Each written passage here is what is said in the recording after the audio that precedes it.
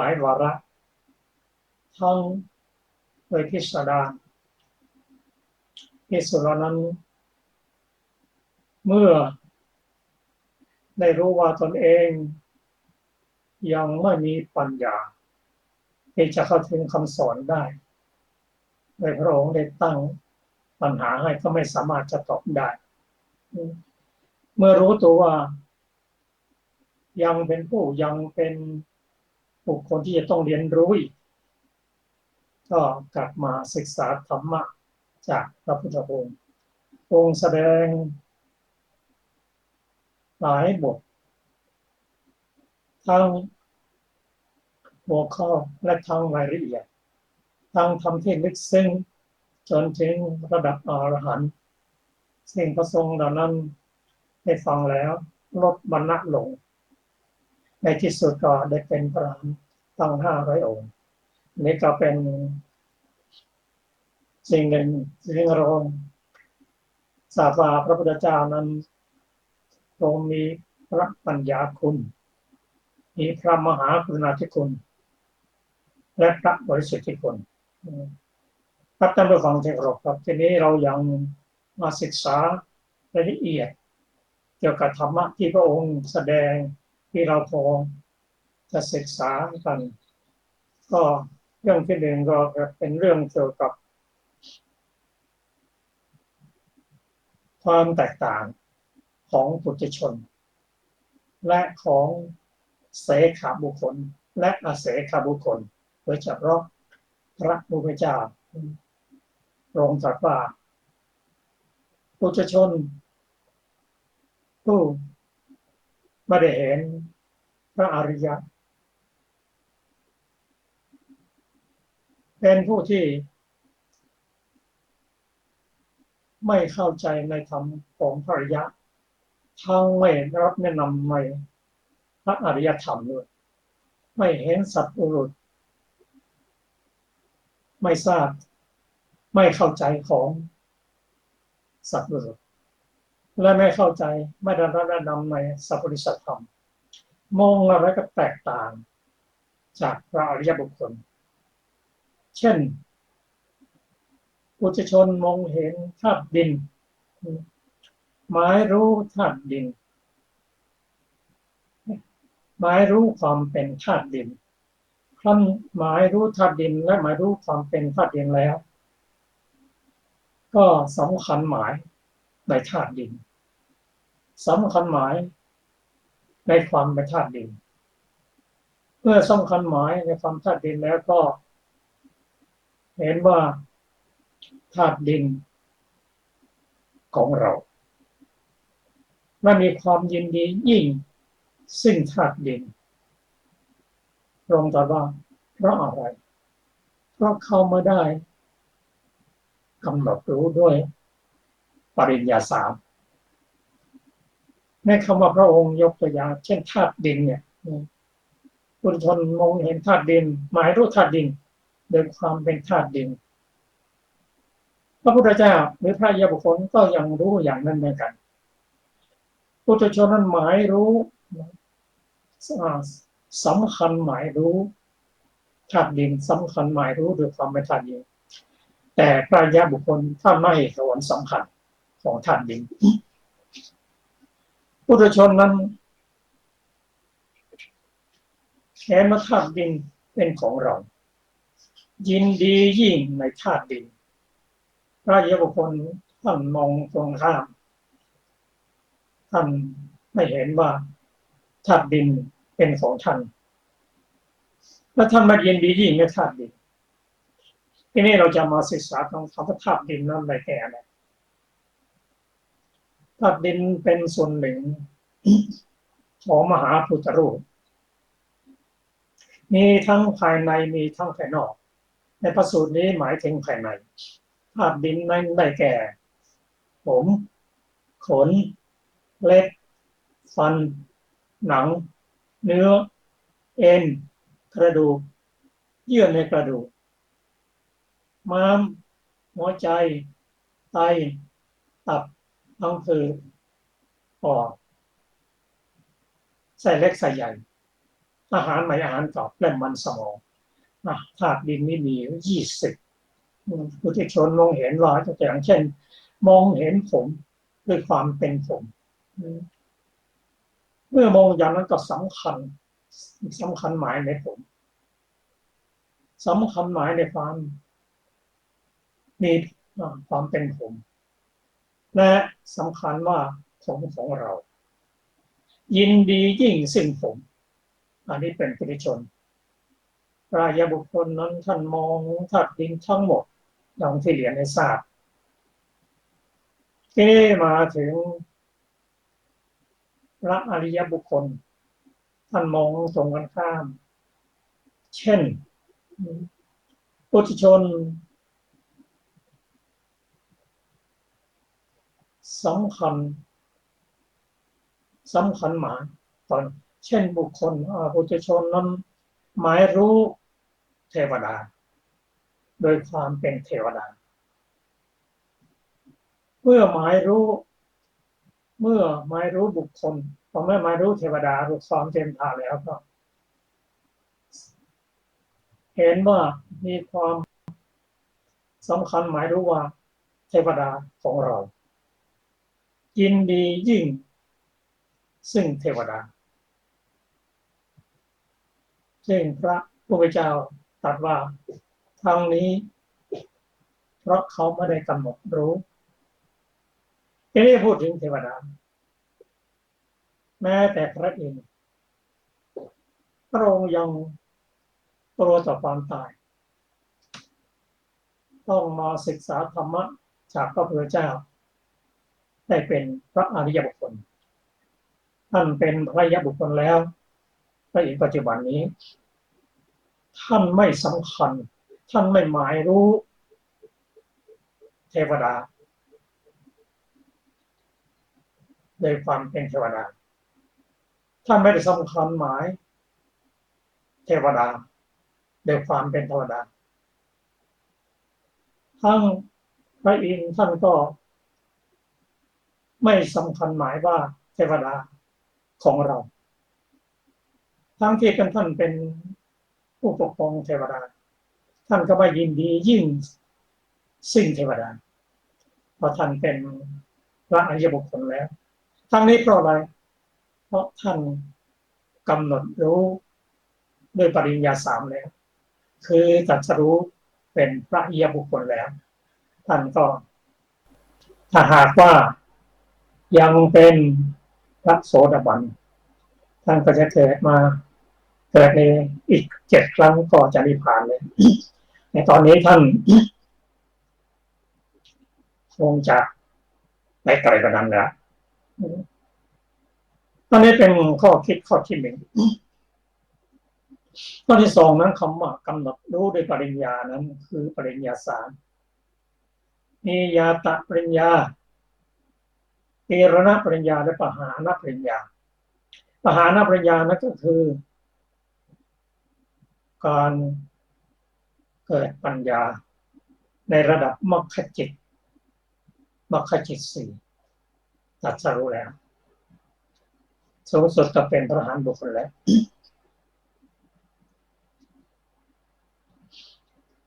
ก็นี่ก็เป็นเรื่องหนึ่งที่เราได้ศึกษาจากปริญญาสูตร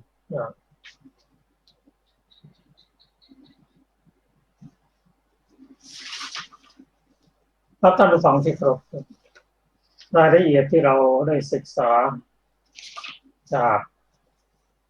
พระสูตรที่ชื่อว่าปริญญาสูตรมีรายละเอียดเราได้เสนอมาตามลำดับวันนี้เราจะมาถึงเรื่องที่พระภิกษุ500นั้นยังไม่ได้บรรลุเป็นพระอรหันต์ก็ไม่ได้ชื่นชมประสิทธิ์ของพระพุทธเจ้าเพราะอะไรก็ขอเชิญอาจารย์สุรภาพครับสวัสดีค่ะอัตถกถาของปริยายสูตรที่เราจะศึกษากันวันนี้นะคะเหตุที่พระไม่ชื่นชมภาษิตของพระพุทธเจ้าบทว่าอิทมะโวจะภควาความว่าพระผู้มีพระภาคเจ้าเมื่อจะทรงแสดงพระสัพพัญญุตญาณอันลึกซึ้งอย่างยิ่ง มีการอย่างถึง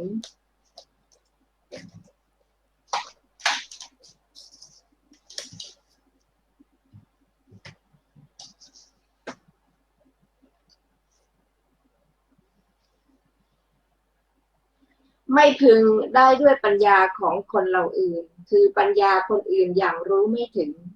จึงทรงประดับด้วยวาระของปุถุชนหนึ่งวาระด้วยวาระของเสขบุคคลหนึ่งวาระด้วยวาระของพระขีณาสพสี่วาระและด้วยวาระของพระตถาคตสองวาระรวมเป็นประดับด้วยวาระใหญ่สำคัญ8วาระและในวาระใหญ่แต่ละวาระทรงประดับด้วยวาระ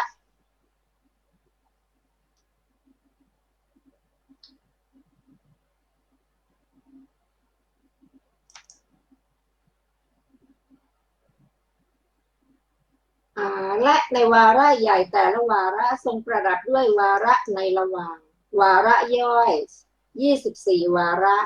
มีวาระว่าด้วยปฐวีธาตุเป็นต้นแล้วใน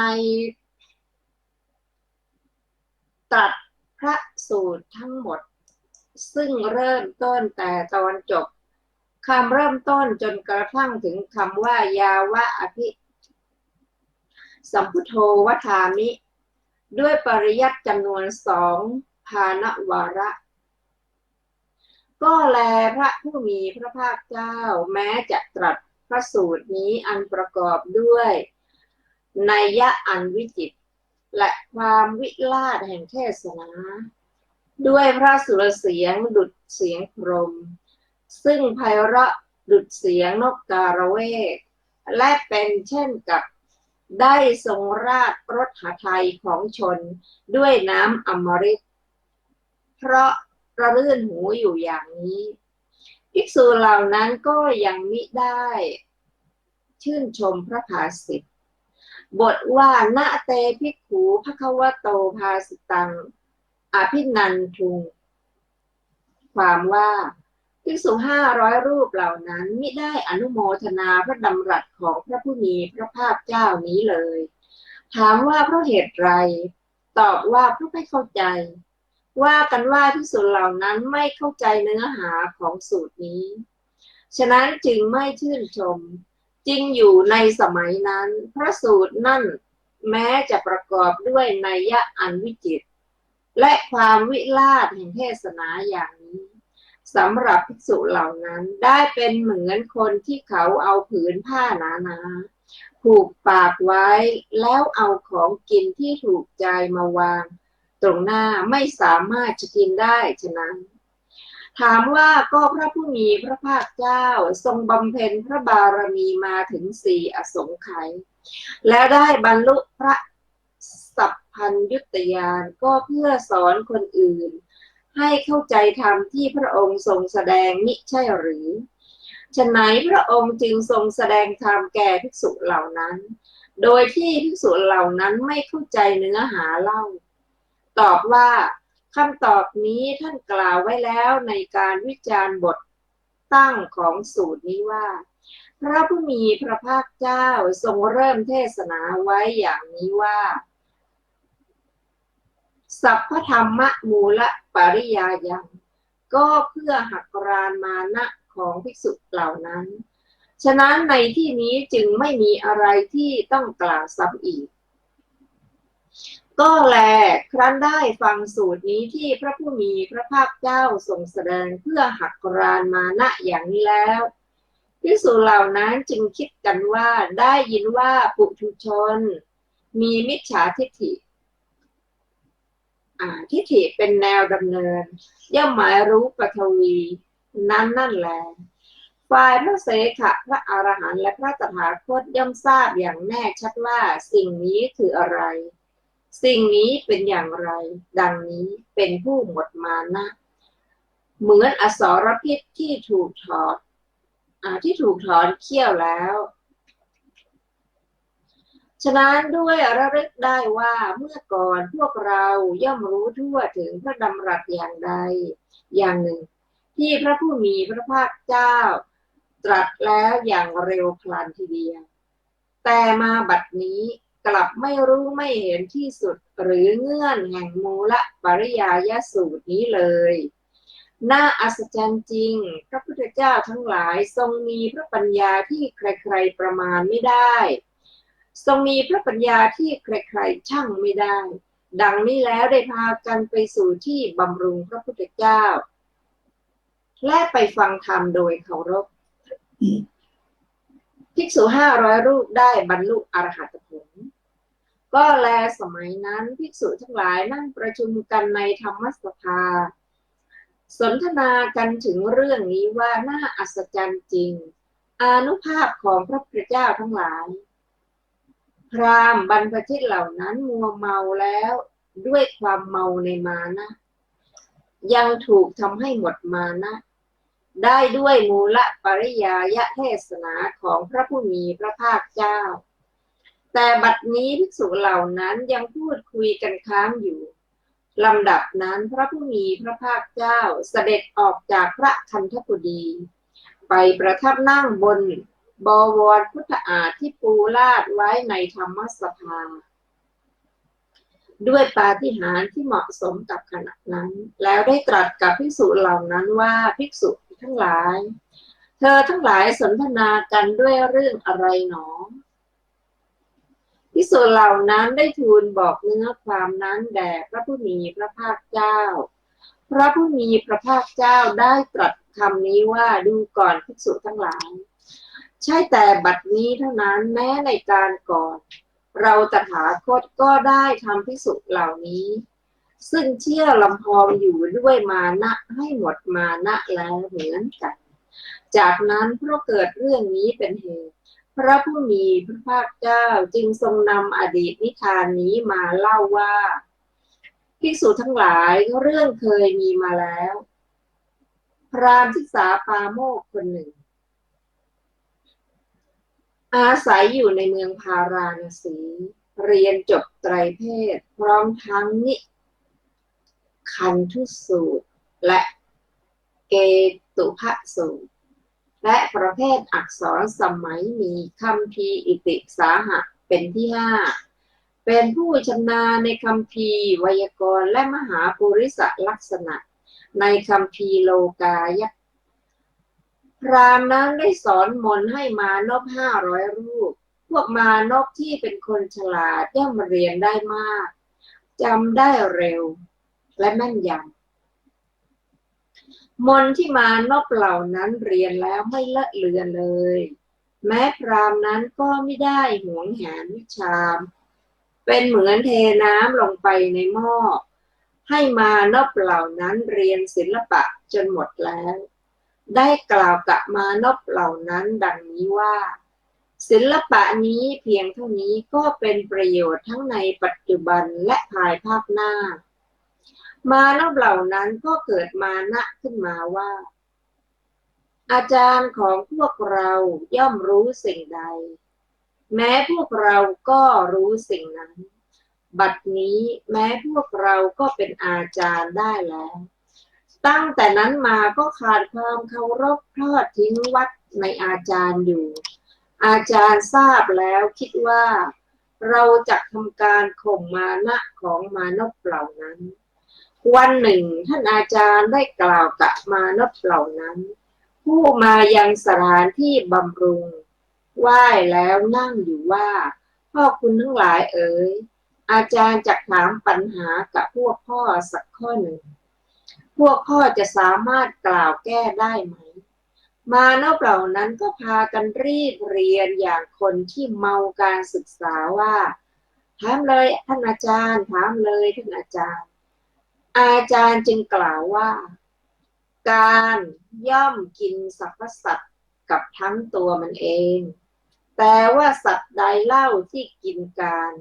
ได้เผาไหม้ตัณหาและเผาไหม้สัตว์ไปด้วยได้และกล่าวต่อไปว่าพ่อคุณทั้งหลายพวกพ่อจงแก้ปัญหานี้สิมานพเหล่านั้นคิดแล้วแต่ไม่รู้คำตอบจึงได้พากันนิ่งเงียบ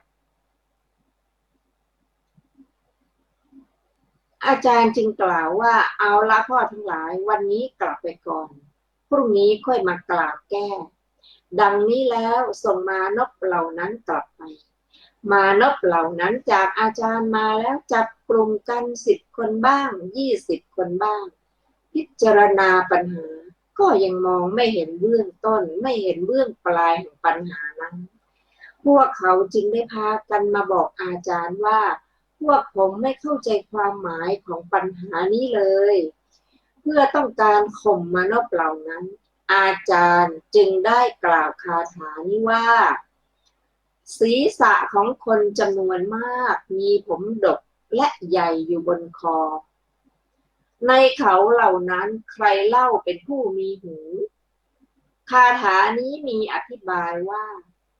ศีรษะของคนจำนวนมากปรากฏอยู่และศี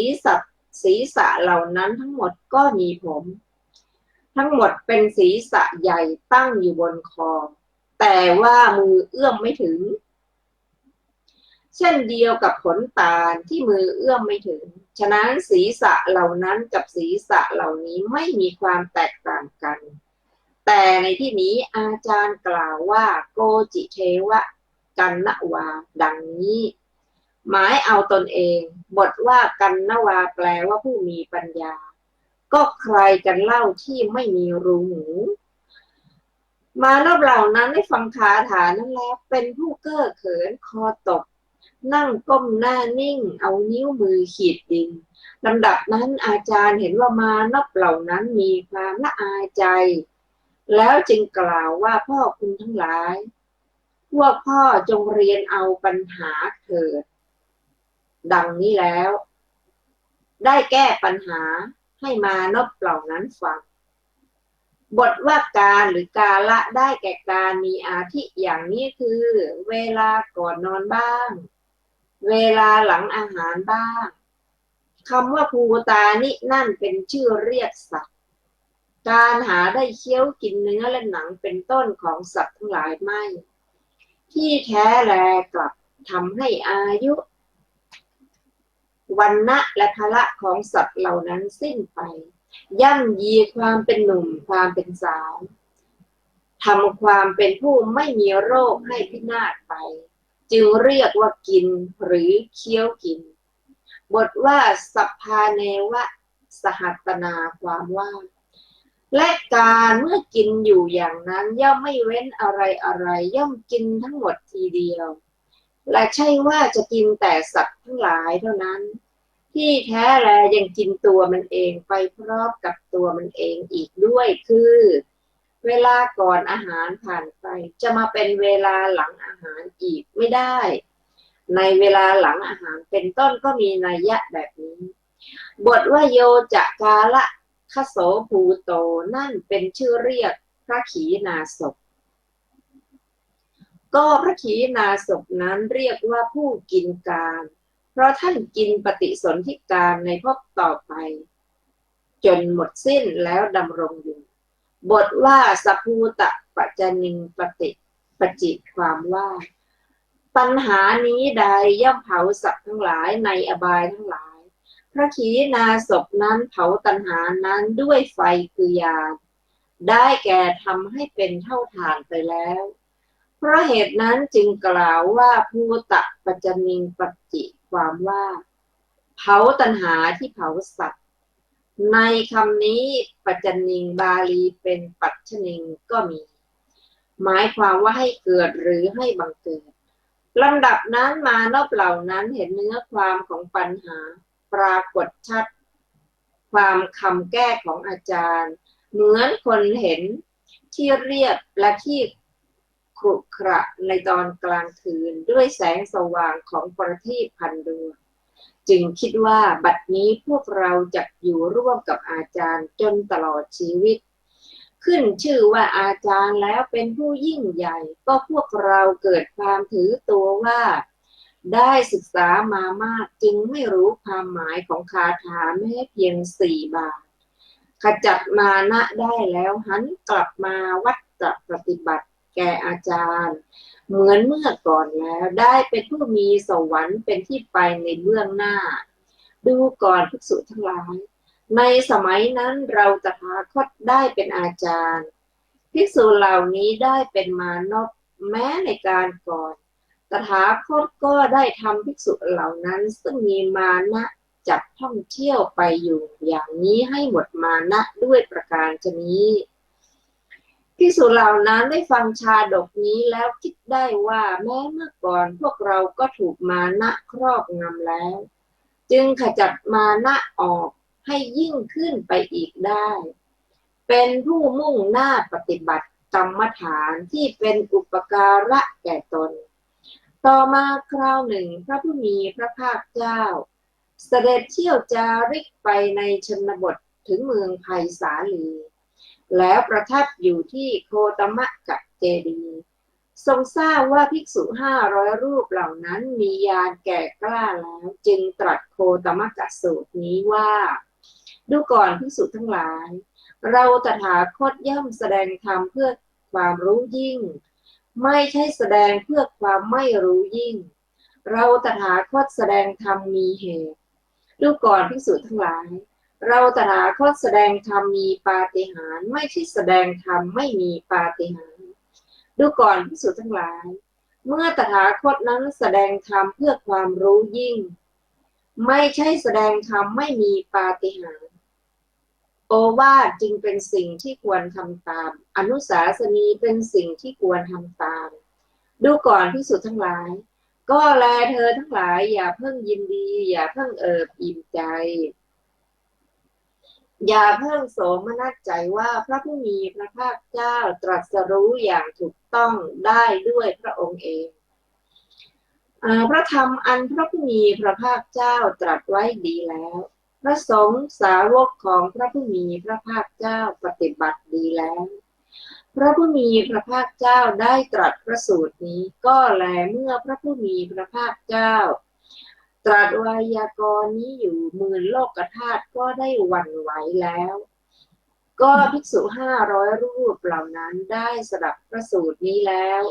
ได้บรรลุเป็นพระอรหันต์พร้อมด้วยปฏิสัมภิทาทั้งหลายในเวลาจบพระสูตรนั่นเองเทศนานี้ได้จบลงในที่นั้นด้วยอาการอย่างนี้แลจบอัตถกถามูลปริยายสูตรในอัตถกถามัชฌิมนิกายชื่อปปัญจสูทินีจบสูตรที่1ท่านผู้ฟังที่เคารพครับมูลปริยายสูตรที่พระองค์ทรงแสดงแก่ภิกษุ500นั้นพระองค์ทรงแสดงพิสูจน์หลายสูตรทั้งโดยบทโดยเทศนาทั้งนี้โดยพระมหากรุณาธิคุณพระภิกษุ500นั้นถูกมานะครอบงำมันมานะนั้นจะละได้ด้วยอรหัตตมรรคเท่านั้นผู้เป็นพระอรหันต์นั้นท่านละสังโยชน์10 ได้สังโยชน์เรื่องต่ำ5สังโยชน์เรื่องสูง5เรื่องต่ำ5ได้แก่สักยะทิฏฐิศีลพรตวิจิกิจฉากามสังโยชน์ปฏิฆาสังโยชน์ผู้ได้กำจัดสังโยชน์เบื้องต่ำ5ได้ก็เป็นพระอนาคามีส่วนพระอรหันต์นั้นท่านตัดสังโยชน์เบื้องสูง5คือรูปราคะอารูปราคะมานะอุทธัจจะและอวิชชาก็พระสงฆ์500นั้นได้ฟังธรรมจากพระพุทธเจ้าก็ได้บรรลุเป็นพระอรหันต์จากบุคคล500ก็มีข้อคิดอีกอย่างหนึ่งที่เป็นธรรมะที่น่าสนใจที่ผมแสดงก็คือปฏิจจสมุปบาทย่อยที่เราจะได้เรียนรู้นั่นก็คือปฏิจจสมุปบาทนั้นอธิบายได้ทั้ง18 หัวข้อก็ได้ 12หัวข้อก็ได้แต่เราจะมาถึง12หัวข้อนั่นคืออวิชชาเป็นปัจจัยให้เกิดสังขารสังขารเป็นปัจจัยให้เกิดวิญญาณวิญญาณเป็นปัจจัยให้เกิดนามรูปนามรูปเป็นปัจจัยให้เกิดสลายตนะ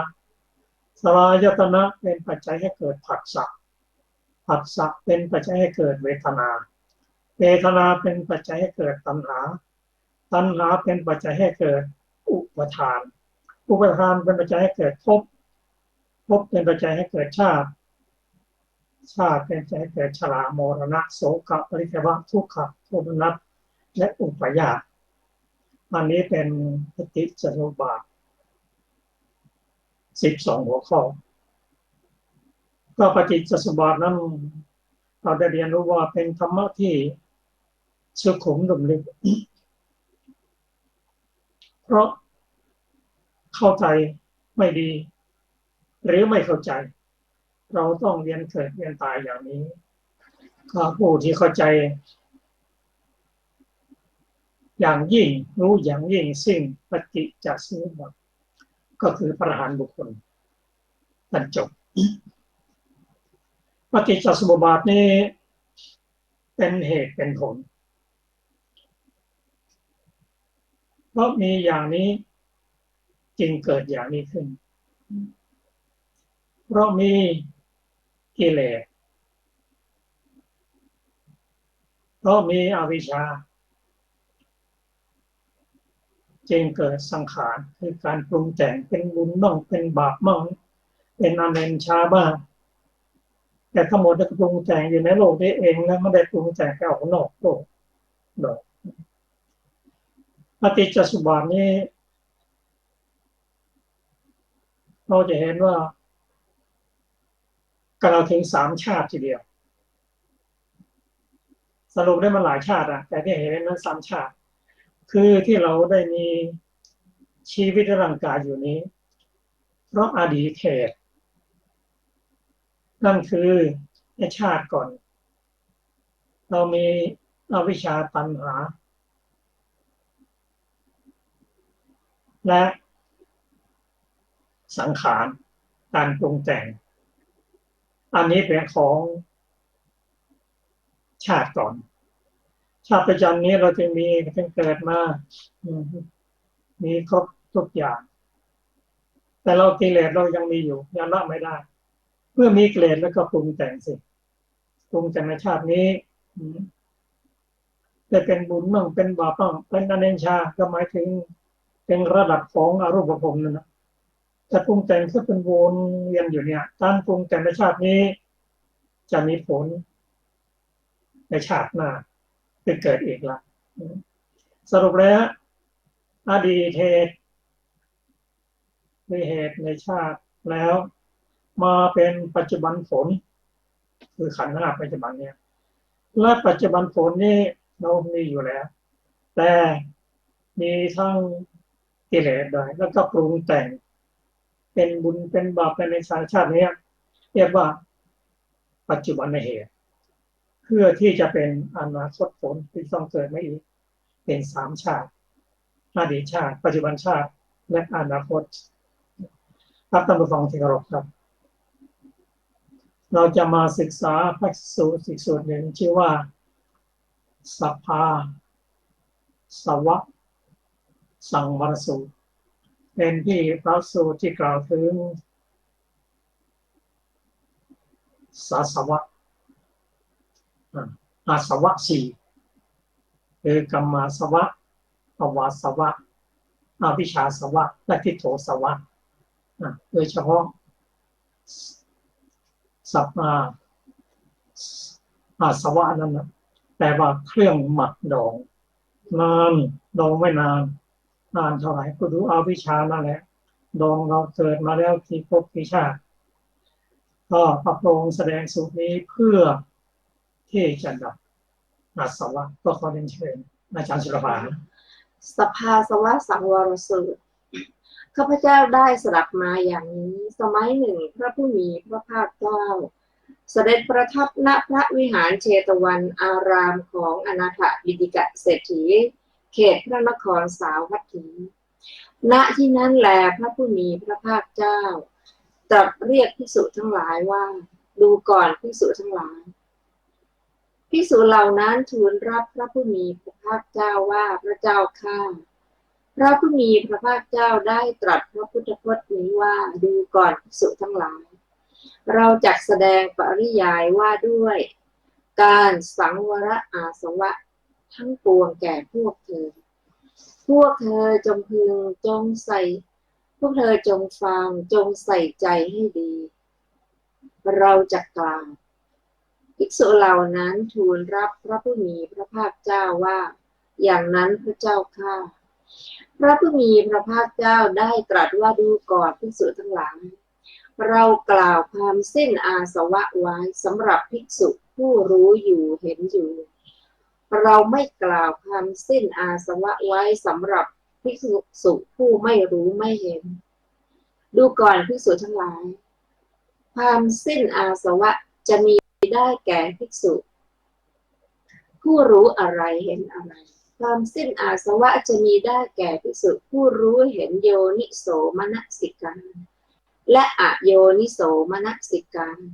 ดูก่อนภิกษุทั้งหลายเมื่อภิกษุมนสิการโดยไม่แยกคายอาสวะทั้งหลายที่ยังไม่เกิดย่อมเกิดขึ้นและที่เกิดขึ้นแล้วย่อมเจริญดูก่อนภิกษุทั้งหลายเมื่อภิกษุมนสิการโดยแยกคายอาสวะทั้งหลายที่ยังไม่เกิดย่อมไม่เกิดขึ้นและที่เกิดขึ้นแล้วเธอย่อมละเสียได้ดูก่อนภิกษุทั้งหลายหนึ่งอาสวะที่จะพึงละได้เพราะการเห็นก็มีสองที่จะพึงได้เพราะการสังวรก็มีสามที่จะพึงละได้เพราะเสกเฉพาะก็มีสี่ที่จะพึงละได้เพราะความอดกลั้นก็มีห้าที่จะพึงละได้เพราะเว้นรอบก็มีหกที่จะพึงละได้เพราะบรรเทาก็มีเจ็ดที่จะพึงละได้เพราะอบรมก็มี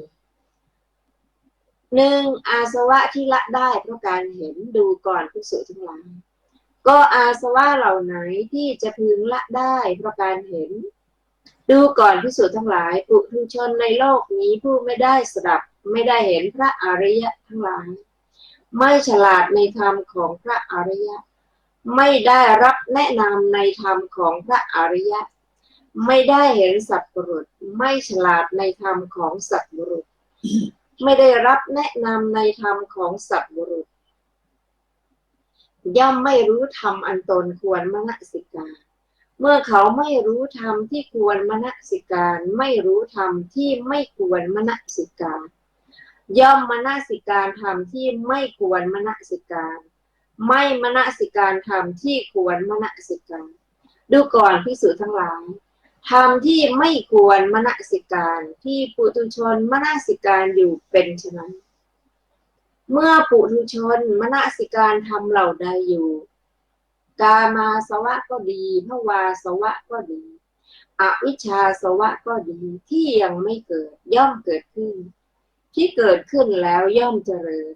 ธรรมเหล่านี้ไม่ควรมนสิการซึ่งเขามนสิการอยู่ดูก่อนภิกษุทั้งหลายก็ธรรมที่ควรมนสิการที่ปุถุชนไม่มนสิการอยู่เป็นไฉนเมื่อปุถุชนมนสิการธรรมเหล่าใดอยู่กามาสวะก็ดีภวาสวะก็ดีอวิชชาสวะก็ดีที่ยังไม่เกิดย่อมไม่เกิดขึ้นที่เกิดขึ้นแล้วย่อมเสื่อมสิ้นไปธรรมเหล่านี้ควรมนสิการซึ่งเขาไม่มนสิการอยู่อาสวะทั้งหลายที่ยังไม่เกิดย่อมเกิดขึ้นที่เกิดขึ้นแล้วย่อมเจริญแก่ปุถุชนนั้นเพราะมนสิการธรรมที่ไม่ควรมนสิการและเพราะไม่มนสิการธรรมที่ควรมนสิการปุถุชนนั้นมนสิการโดยไม่แยกคายอย่างนี้ว่าเราได้มีแล้วในอดีตการอันยืดยาวนานหรือหนอหรือเราไม่ได้มีแล้วในอดีตการอันยืดยาวนาน ในอดีตการอันยืดยาวนานเราได้เป็นอะไรหนอในอดีตการอันยืดยาวนานเราได้เป็นอย่างไรหนอในอดีตการอันยืดยาวนานเราได้เป็นอะไรแล้วจึงเป็นอะไรหนอในอนาคตการอันยืดยาวนานเราจะเป็นหรือหนอในอนาคตการอันยืดยาวนานเราจะไม่เป็นในอนาคตการอันยืดยาวนานเราจะเป็นอะไรหนอในอนาคตการอันยืดยาวนานเราจะเป็นอะไรหนอขอไปเราจะเป็นอย่างไรหนอในอนาคตการอันยืดยาวนานเราจะเป็นอะไรแล้วเราจะเป็นอะไรหนอหรือว่าปรารภการปัจจุบันอันยืดยาวนานในบัดนี้มีความสงสัยขึ้นภายในว่าเรามีอยู่หรือเราไม่มีเราเป็นอะไรหนอเราเป็นอย่างไรหนอสัตว์นี้มีมาแต่ไหนหนอและจักไปไหนเมื่อปุถุชนนั้นมนสิการโดยไม่แยบคายอย่างนี้บรรดาทิฏฐิ6ทิฏฐิอย่างใดอย่างหนึ่งย่อมเกิดขึ้นทิฏฐิโดยจริงโดยแท้ย่อมเกิดขึ้นแก่ปุถุชนนั้นว่าอัตตาของเรามีอยู่หรือว่าอัตตาของเราไม่มีอยู่หรือว่าเราย่อมรู้อัตตาด้วยตนเองหรือว่าเราย่อมรู้สภาพมิใช่อัตตาด้วยตนเองหรือว่าเราย่อมรู้อัตตาด้วยสภาพมิใช่ตนอีกอย่างหนึ่งทิฏฐิย่อมเกิดมีแก่ปุถุชนนั้นอย่างนี้ว่าอัตตาของเรานี้ได้เป็นผู้บงการเสวยย่อมเสวยวิบากของกรรมทั้งดีทั้งชั่วในอารมณ์นั้นๆก็อัตตาของเรานี้เป็นของเที่ยงยั่งยืนติดต่อไม่แปรปรวนเป็นธรรมดาจะตั้งอยู่อย่างนั้นเสมอด้วยสิ่งยั่งยืนแท้ดูก่อนภิกษุทั้งหลายข้อนี้เรากล่าวว่าทิฏฐิชัดคือทิฏฐิกันดารคือทิฏฐิเสี้ยนน้ำคือทิฏฐิความดิ้นรนคือทิฏฐิสิ่งที่ประกอบสัตว์ไว้คือทิฏฐิดูก่อนภิกษุทั้งหลายเรากล่าวว่าปุถุชนผู้ไม่ได้สดับผู้ประกอบด้วยทิฏฐิสังโยชน์ย่อมไม่พ้นจากชาติชรามรณะโศกปริเทวะทุกขโทมนัสและอุปาญาสย่อมไม่พ้นจากทุกข์ดูก่อนภิกษุทั้งหลายส่วนอริยสาวกผู้สดับผู้เห็นพระอริยเจ้าทั้งหลายฉลาดในธรรมของพระอริยเจ้าได้รับแนะนำด้วยดีในธรรมของพระอริยเจ้าผู้เห็นสัตบุรุษฉลาดในธรรมของสัตบุรุษได้รับแนะนำด้วยดีในธรรมของสัตบุรุษย่อมรู้ธรรมที่ควรมนสิการและไม่ควรมนสิการเมื่ออริยสาวกนั้นรู้ธรรมที่ควรมนสิการและไม่ควรมนสิการย่อมไม่มนสิการธรรมที่ไม่ควรมนสิการและมนสิการธรรมที่ควรมนสิการดูก่อนภิกษุทั้งหลายธรรมที่ไม่ควรมนสิการเหล่าไหนที่อริยสาวกไม่มนสิการดูก่อนภิกษุทั้งหลายคือเมื่ออริยสาวกมนสิการธรรมเหล่าใดอยู่กามาสวะก็ดีภวาสวะก็ดีอวิชชาสวะก็ดีที่ยังไม่เกิดย่อมเกิดขึ้นที่เกิดขึ้นแล้วย่อมเจริญธรรมเหล่านั้นไม่ควรมนสิการซึ่งอริยสาวกไม่มนสิการดูก่อนภิกษุทั้งหลายธรรมที่มนสิการเหล่านั้นที่อริยสาวกมนสิการอยู่คือเมื่ออริยสาวกมนสิการธรรมเหล่าใดอยู่กามาสวะก็ดีภวาสวะก็ดีอวิชชาสวะก็ดีที่ยังไม่เกิดย่อมไม่เกิดขึ้นที่เกิดขึ้นแล้วย่อมเสื่อมสิ้นไปธรรมเหล่านี้ที่ควรมนสิการซึ่งอริยสาวกมนสิการอยู่อาสวะทั้งหลายที่ยังไม่เกิดจะไม่เกิดขึ้นและที่เกิดขึ้นแล้วจะเสื่อมสิ้นไปเพราะอริยสาวกนั้นไม่มนสิการธรรมที่ไม่ควรมนสิการและเพราะมนสิการธรรมที่ควรมนสิการอริยสาวกนั้นย่อมมนสิการโดยแยบคายว่านี้ทุกข์นี้เหตุให้เกิดทุกข์นี้ความดับทุกข์ นี้ปฏิปทาให้ถือความดับทุกข์เมื่ออริยสาวกนั้นมนสิการอยู่โดยแยบคายอย่างนี้สังโยชน์3คือสักกายทิฏฐิวิจิกิจฉาสีลัพพตปรามาสย่อมเป็นอันเธอละได้ดูก่อนภิกษุทั้งหลายอาสวะเหล่านี้เราตถาคตกล่าวว่าจะพึงละได้เพราะการเห็น2อาสวะที่ละได้เพราะการสังวรดูก่อนภิกษุทั้งหลายก็อาสวะเหล่าไหนที่จะพึงละได้เพราะการสังวรดูก่อนภิกษุทั้งหลายคือภิกษุในพระธรรมวินัยนี้พิจารณาโดยแยบคายและเป็นผู้สำรวมแล้วด้วยความสำรวมในจักขุนสีอยู่ดูก่อนภิกษุทั้งหลายก็อาสวะแล้วเร่าร้อนอันกระทำความคับแค้นเหล่าใดพึงเกิดขึ้นแก่ภิกษุนั้นผู้ไม่สำรวมจักขุนสีอาสวะและความเร่าร้อนอันกระทำความคับแค้นเหล่านั้นย่อมไม่มีแก่ภิกษุนั้นผู้สำรวมจักขุนสีอยู่อย่างนี้ภิกษุพิจารณาโดยแยบคายแล้วเป็นผู้สำรวมด้วยความสำรวมในโสตินทรีย์อยู่ภิกษุพิจารณาโดยแยบคายแล้วเป็นผู้สำรวมโดยความสำรวมในคานินทรีย์อยู่ภิกษุพิจารณาโดยแยบคายแล้วเป็นผู้สำรวมด้วยความสำรวมในชิวหินทรีย์อยู่ภิกษุพิจารณาโดยแยบคายแล้วเป็นผู้สำรวมด้วยความสำรวมในกายินทรีย์อยู่ภิกษุพิจารณาโดยแยบคายแล้วเป็นผู้สำรวมด้วยความสำรวมในมนินทรีย์อยู่ดูก่อนภิกษุทั้งหลายก็อาสวะและความเร่าร้อนอันกระทำความดับความคับแค้นเหล่าใดพึงบังเกิดขึ้นแก่ภิกษุผู้ไม่สำรวมในมนินทรีย์อยู่อาสวะและความเร่าร้อนอันกระทำความคับแค้นเหล่านั้นย่อมไม่มีแก่ภิกษุผู้สำรวมในมนินทรีย์อยู่อย่างนี้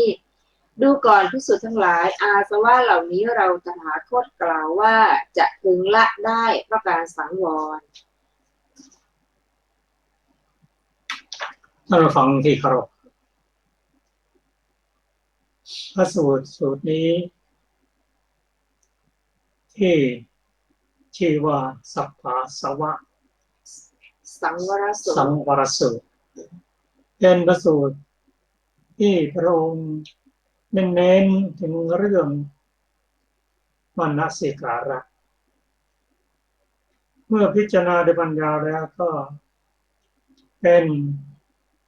โยนิโสมนสิการะมนสิการะนี้เป็นตัวเจตสิกตัวหนึ่งเกิดขึ้นกับจิตทุกดวงต้องเป็นกุศลก็ได้อกุศลก็ได้ทำหน้าที่เปลี่ยนอารมณ์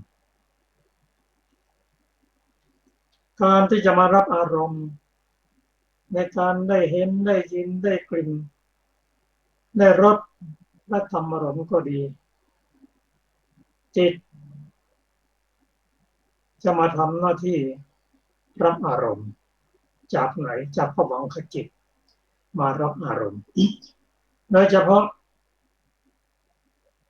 มโนวิญญาณตัวภวังคจิตนี้จะลงมารับเป็นมโนวิญญาณ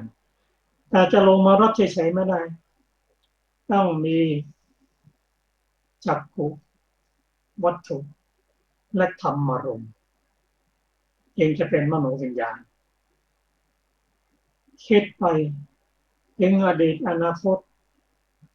ที่คิดแล้วก็ทำให้วนเวียนในวัฏฏะเรียกว่าก่อนจะคิดนั้นก่อนเป็นอารมณ์นั้นตัวโยนิโสจะพิจารณาตัวนี้เป็นตัวเปลี่ยนอารมณ์จากอารมณ์ที่ไม่ดีมาเป็นอารมณ์ที่ดี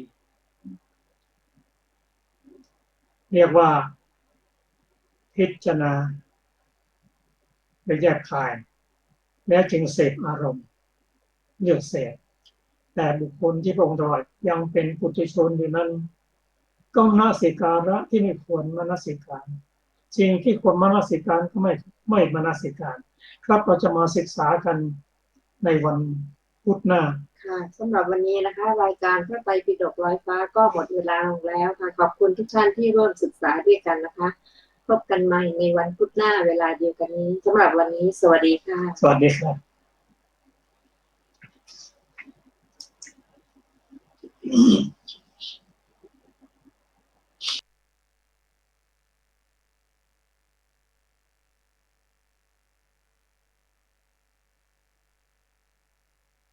ใสเจริญสัมมาทิฏฐิ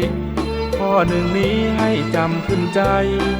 สัมมาสังกัปปะท่องไว้ข้อสามต่อไปเจริญสัมมาวาจา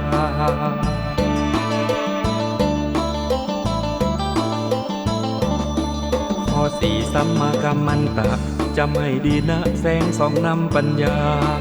จากสี่แล้วมีข้อห้าเจริญสัมมาอาชีพนั้นหนอสัมมาวายามะก็ดีบอกข้อหกนี้จิตเพียรอย่าท้อ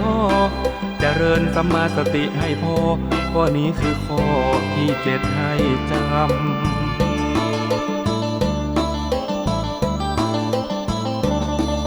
เจริญสัมมาสมาธิทั้งแปดข้อนี้ท่านทรงชี้นำเรียนรู้แล้วปฏิบัติตามชีวิตงดงามดับความทุกข์เข็นตั้งใจและไม่โอนเอ็นหลงผิดกฎเกณฑ์นอกทางสายกลาง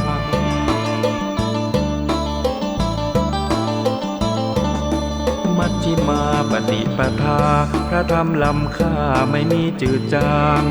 อริยสาวกรู้ทางไร้สิ่งกีดขวางตรงไปให้ถึงราคีไม่มีเกลือกลัวมุ่งดีเว้นชั่วเฝ้าคอยคำนึงสติสมาธิช่วยดึงให้เข้าไปถึงแก่นของพระธรรม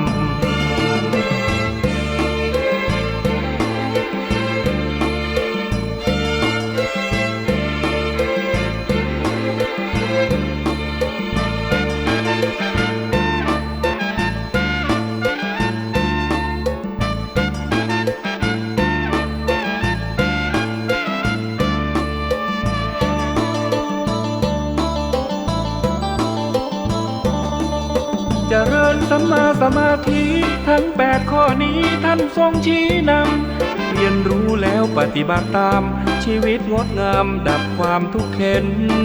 ตั้งใจและไม่โอนเอ็นหลงผิดกฎเกณฑ์นอกทางสายกลาง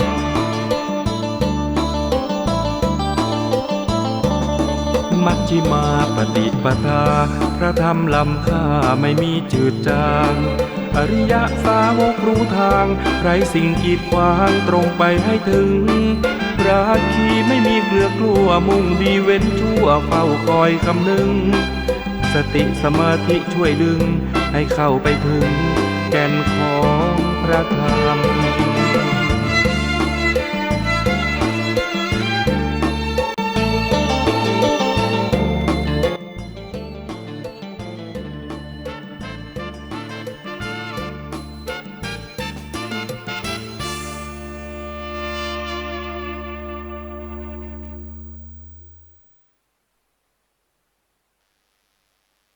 กัมมุนา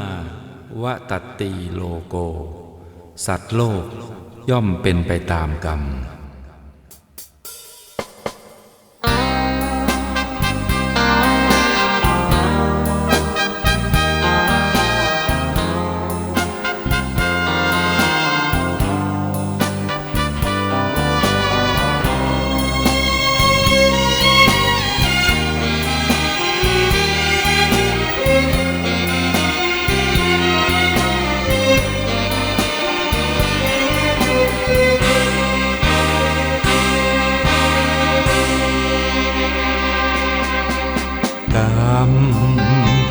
อำนาจกรรม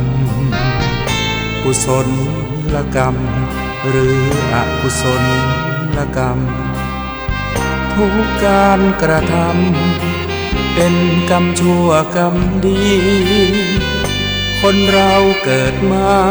เป็นไปตามกรรมเช่นนี้ทำชั่วทำดีล้วนแต่มีผลกรรมใจ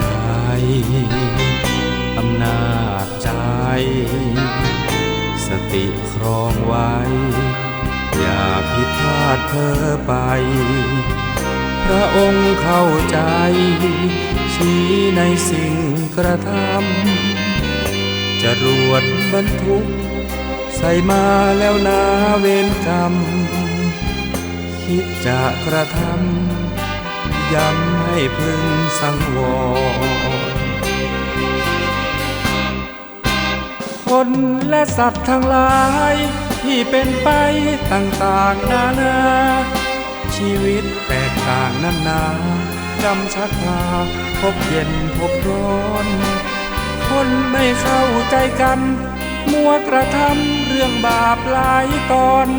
เกิดใหม่พบหน้าแน่นอนนรกร้อนน่าสะพรึงกลัวอำนาจกรรมกุศลกรรมหรืออกุศลกรรมไม่ควรกระทำกรรมที่ผิดติดตัวทำบาปโหดร้ายมันไม่ใช่เรื่องปีจาก100% เป็น100% ต่อปีโดยให้มีผลทันทีประเทศสมาชิกอาเซียนร่วมกันหามาตรการป้องกันและแก้ไขปัญหาหมอกควันพิษข้ามแดนต่อไปเป็นรายละเอียดของข่าวน ายกรัฐมนตรีนำคณะลงพื้นที่จังหวัดยะลาติดตามความก้าวหน้าการพัฒนาพื้นที่จังหวัดชายแดนใต้ย้ำรัฐบาลมุ่งมั่นพัฒนาชีวิตความเป็นอยู่พร้อมชื่นชมโครงการส่งเสริมอนุรักษ์ทุเรียนพื้นบ้านจังหวัดยะลายกระดับสู่เมืองทุเรียน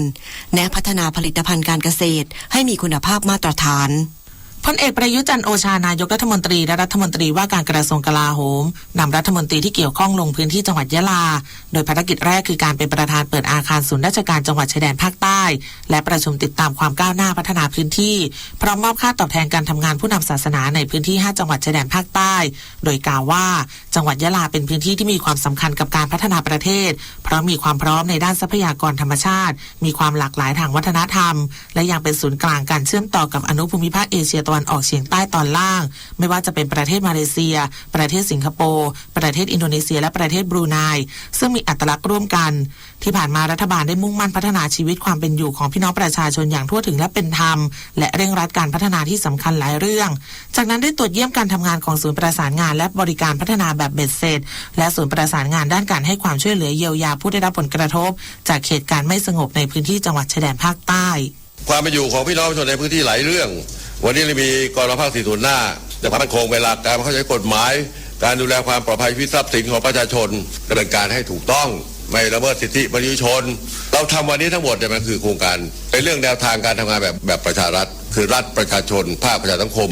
เอกชนธุรกิจที่ร่วมมือเนี่ยเรียกว่าประชารัฐเพราะนั้นโครงการต้นแบบสามเหลี่ยมมั่นคงมั่งคั่งยั่งยืนเนี่ยเขาคือสามเหลี่ยมที่เป็นยึดโยง3จังหวัดเป็นเหมือนกับทั้งผลิตทั้งแปรรูปทั้งต่างๆจากนั้นที่ตรงไหนไปมาเลเซียไปจังหวัดอื่นๆมันถึงประเทศที่มีการพัฒนาเป็นภาคไงนายกรัฐมนตรียังได้เยี่ยมชมโครงการส่งเสริมอนุรักษ์ทุเรียนพื้นบ้านจังหวัดยะลายกระดับสู่เมืองทุเรียนและมอบใบรับรองแหล่งผลิตพืชแก่ผู้แทนเกษตรกรจำนวน10รายพร้อมกล่าวว่ายะลามีทุเรียนสายพันธุ์ประจำท้องถิ่นที่น่าส่งเสริมคือทุเรียนเสด็จน้ำยะลาซึ่งต้องเพิ่มมูลค่าให้กับทุเรียนพื้นบ้านของยะลาด้วยการพัฒนาให้มีคุณภาพตั้งแต่การผลิตจนถึงการจำหน่ายพร้อมนำเทคโนโลยีมาช่วยในการบริหารจัดการเชื่อมโยงกับตลาดทั้งภายในและต่างประเทศเพื่อสร้างรายได้อย่างมั่นคงและยั่งยืนตลอดจนช่วยอนุรักษ์และพัฒนาสายพันธุ์ผลไม้ท้องถิ่นให้เป็นที่รู้จักมากยิ่งขึ้นด้วยพรหมธิดาทิพยานนท์รายงานค่ะสำหรับทุเรียนเสด็จน้ำยะลามีความโดดเด่นแตกต่างจากทุเรียนที่อื่นอย่างไรติดตามได้จากรายงานทุเรียนเสด็จน้ำยะลาคือชื่อเรียกทุเรียนผลผลิตในพื้นที่โดยลักษณะพิเศษคือมีเนื้อแห้งเหนียวนุ่มรสชาติหอมหวานและปราศจากสารเคมีซึ่งพันธุ์ทุเรียนที่นิยมปลูกในพื้นที่มีทั้งหมด6สายพันธุ์คือหมอนทองชะนีก้านยาวพวงมณีเมาซานวองและหนามดำปัจจุบันยะลามีพื้นที่ปลูกทุเรียนรวมกว่า 67,000 ไร่ให้ผลผลิตรวมกว่า 40,000 ตันสร้างรายได้แก่เกษตรกรกว่า 2,000 ล้านบาทตามที่นายเจษดาจิตรัตน์รองผู้ว่าราชการจังหวัดยะลาเล่าให้ฟัง จังหวัดยะลาได้รับการกล่าวขวัญทุเรียนรสชาติดีที่มีลักษณะพิเศษเพราะเกษตรกรส่วนใหญ่ในพื้นที่ของจังหวัดยะลาทั้ง8อำเภอจะปลูกทุเรียนบริเวณที่สูงบนป่าเขาและสภาพอากาศมีความชื้นความเย็นเนี่ยน้ำตามธรรมชาติก็ดีเวลามีฝนตกน้ำก็จะไหลผ่านทำให้ทุเรียนเนี่ยสามารถเจริญเติบโตได้ดีแล้วก็มีคำพูดกันติดปากว่าทุเรียนที่รสชาติดีของยะลานั้นเป็นทุเรียนเสด็จน้ำเนื้อทุเรียนหวานหอมแล้วก็เนื้อแน่นทุเรียนเสด็จน้ำของยะลายังไปไกลถึงต่างประเทศนายณรงค์รัตน์ทรัพย์สินประธานเกษตรแปลงใหญ่ทุเรียนตำบลทาน้ำทิพย์อำเภอเบตงจังหวัดยะลาเล่าให้ฟังว่าในพื้นที่มีการปลูกทุเรียนมาเป็นระยะเวลายาวนานแล้วยังมีต้นทุเรียนพื้นบ้านอายุกว่า100ปีหลงเหลือให้เห็นอยู่บ้างแต่ก่อนคนที่นี่ไม่ได้ปลูกกันอย่างจริงจังเพียงแค่ซื้อทุเรียนมาทานแล้วโยนเม็ดทิ้งไว้หลังบ้านต้นทุเรียนก็ขึ้นเองเลยกลายเป็นทุเรียนพันธุ์พื้นบ้านถ้าย้อนกลับไปเมื่อ 40-50 ปีก่อนแต่ละบ้านจะปลูกไว้เล่นๆและในช่วงที่ราคายางพาราขึ้นสูงชาวบ้านก็โค่นต้นทุเรียนกันไปเกือบหมดปลูกกันแต่ยางพาราจนเมื่อราคายางพาราตกต่ำและภาครัฐส่งเสริมอย่างเต็มที่หลายคนจึงเริ่มหันมาปลูกทุเรียนแซมบ้างขณะที่หลายคนก็ปลูกเป็นแปลงใหญ่เลยเพราะตอนนี้ปลูกทุเรียนเท่าไหร่ก็ขายหมดถ้าผลผลิตดีๆได้กิโลกรัมละ70 บาทขณะที่ภาครัฐเองก็มีแผนพัฒนาดูเรียนซิตี้ครบวงจรตั้งแต่การพัฒนาขีดความสามารถของชาวสวนทุเรียนการรวมกลุ่มการบริหารจัดการทุเรียนการเพิ่มประสิทธิภาพการผลิตทุเรียนทั้งทางด้านลดต้นทุนการผลิตเพิ่มผลผลิตและพัฒนาคุณภาพผลผลิตสนับสนุนการก่อตั้งศูนย์คัดแยกผลไม้ชุมชนและการเป็นศูนย์กลางทางการค้าและธุรกิจที่เกี่ยวข้องกับทุเรียนในพื้นที่จังหวัดชายแดนภาคใต้ผ่านการขับเคลื่อนโครงการต่างๆเช่นโครงการระบบส่งเสริมเกษตรแบบแปลงใหญ่โครงการเพิ่มประสิทธิภาพสินค้าเกษตรกรทุเรียนคุณภาพตามศาสตร์พระราชาในจังหวัดชายแดนภาคใต้และการจัดการประกวดผลผลิตทุเรียน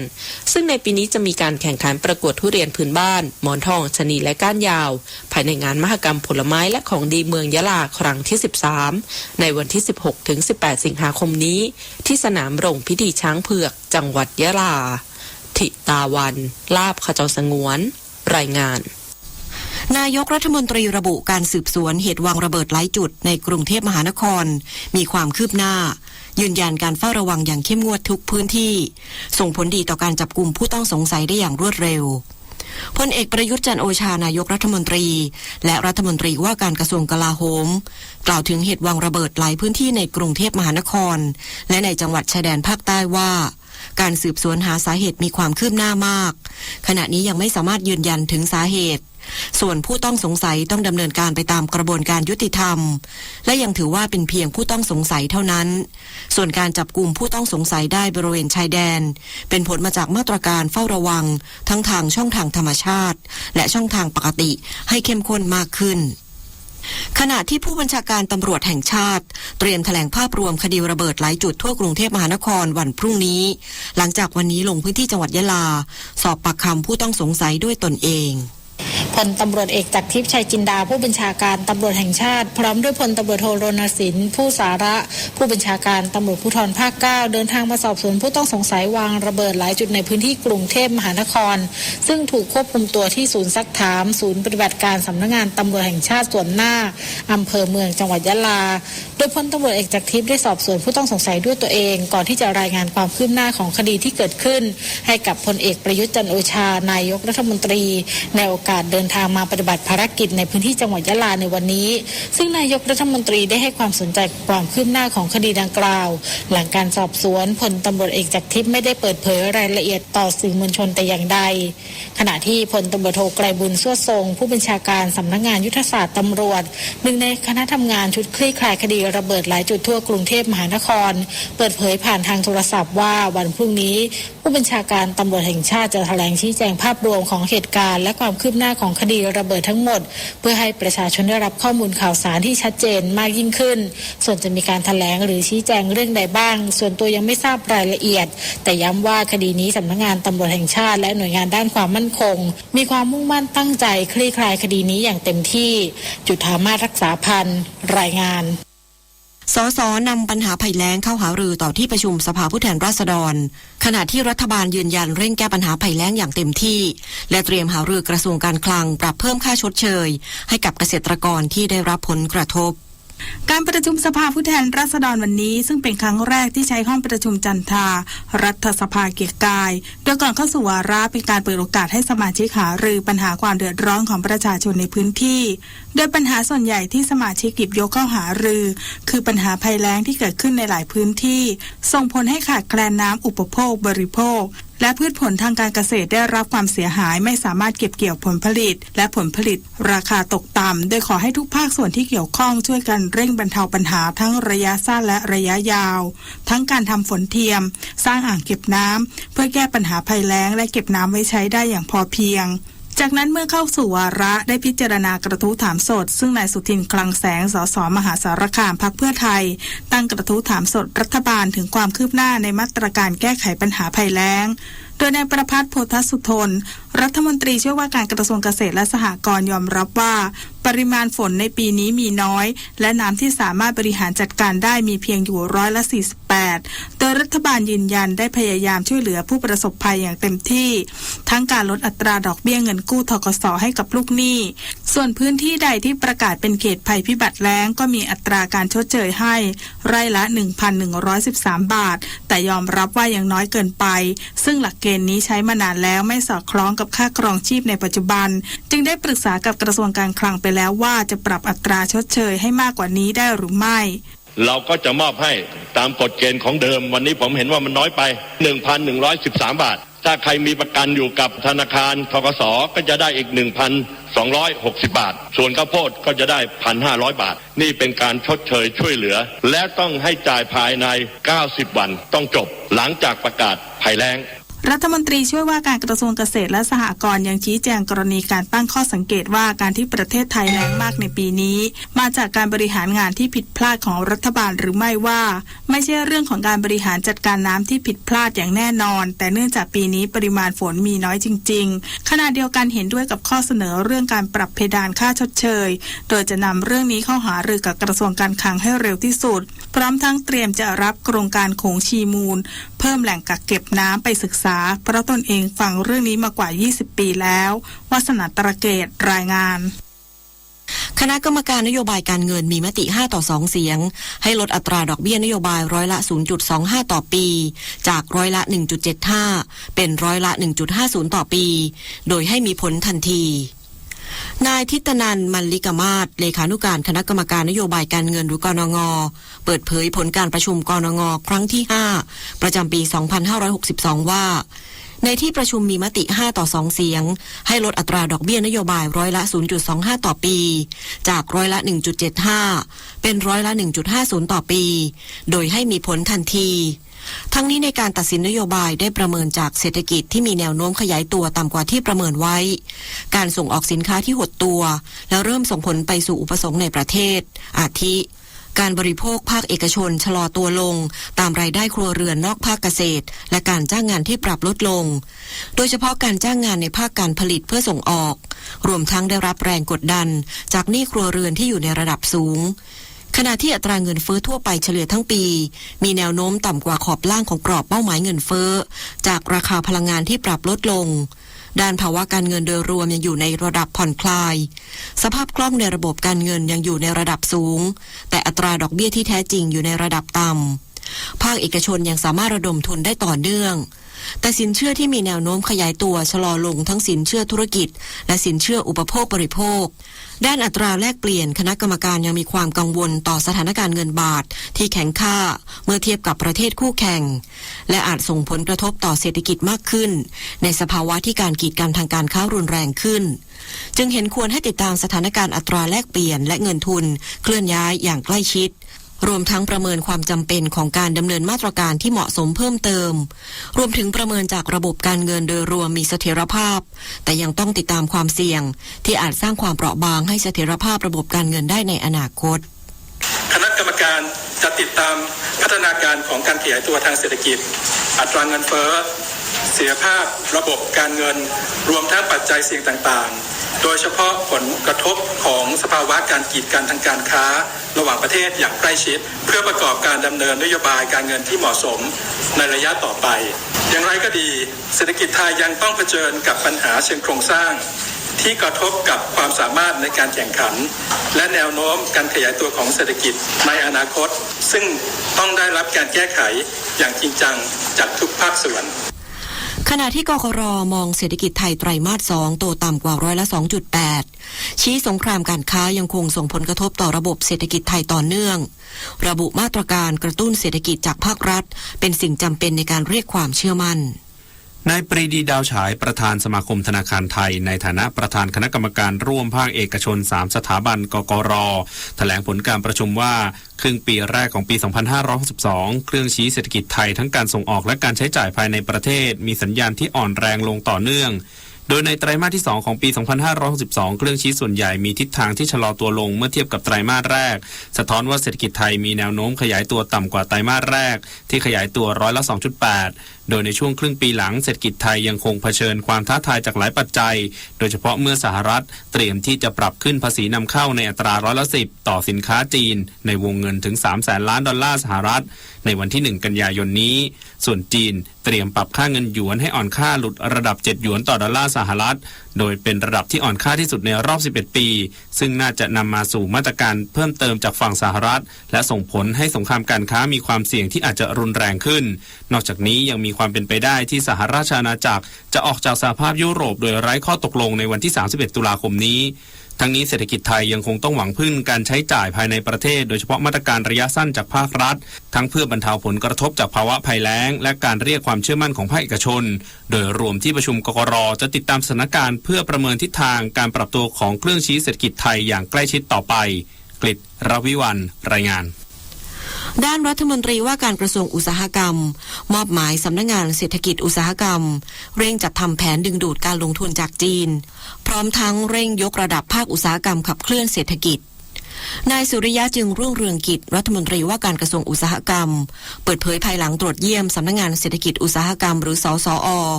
พร้อมมอบนโยบายเพื่อเร่งขับเคลื่อนภาคอุตสาหกรรมไทยว่าเบื้องต้นมอบหมายให้สสอ.เร่งจัดทำมาตรการดึงดูดการลงทุนจากต่างประเทศโดยเฉพาะจากนัก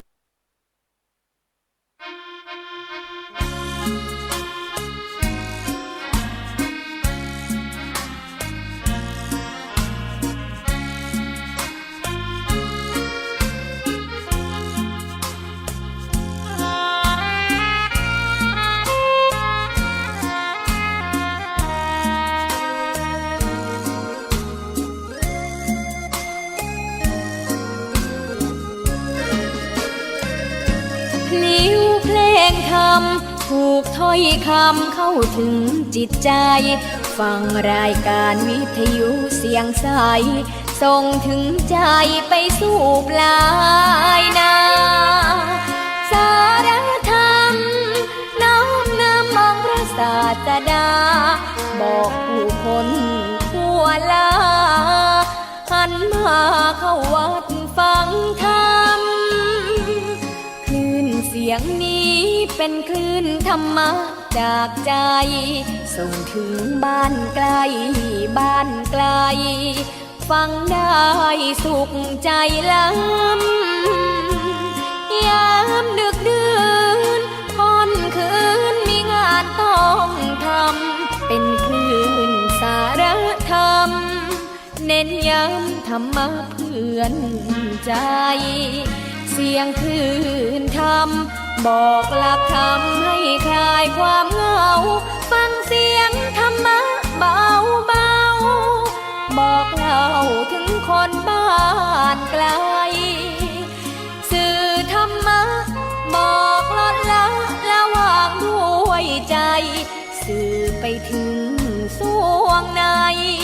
เข้าใจหลักธรรมหลักดี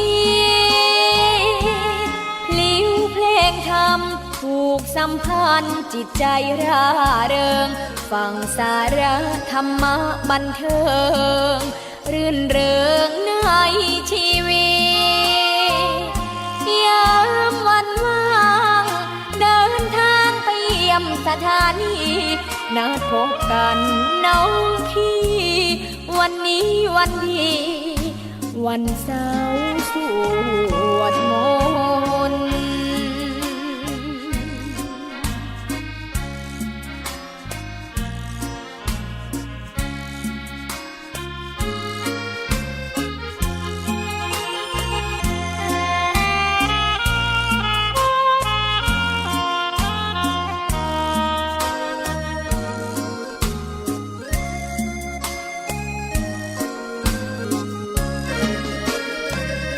เสียงคลื่นธรรมบอกหลักธรรมให้คลายความเหงาฟังเสียงธรรมะเบาเบาบอกเล่าถึงคนบ้านไกลสื่อธรรมะบอกลดละวางด้วยใจสื่อไปถึงสวงใน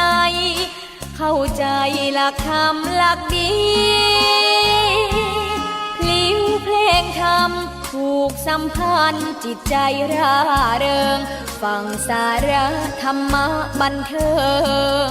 รื่นเริงในชี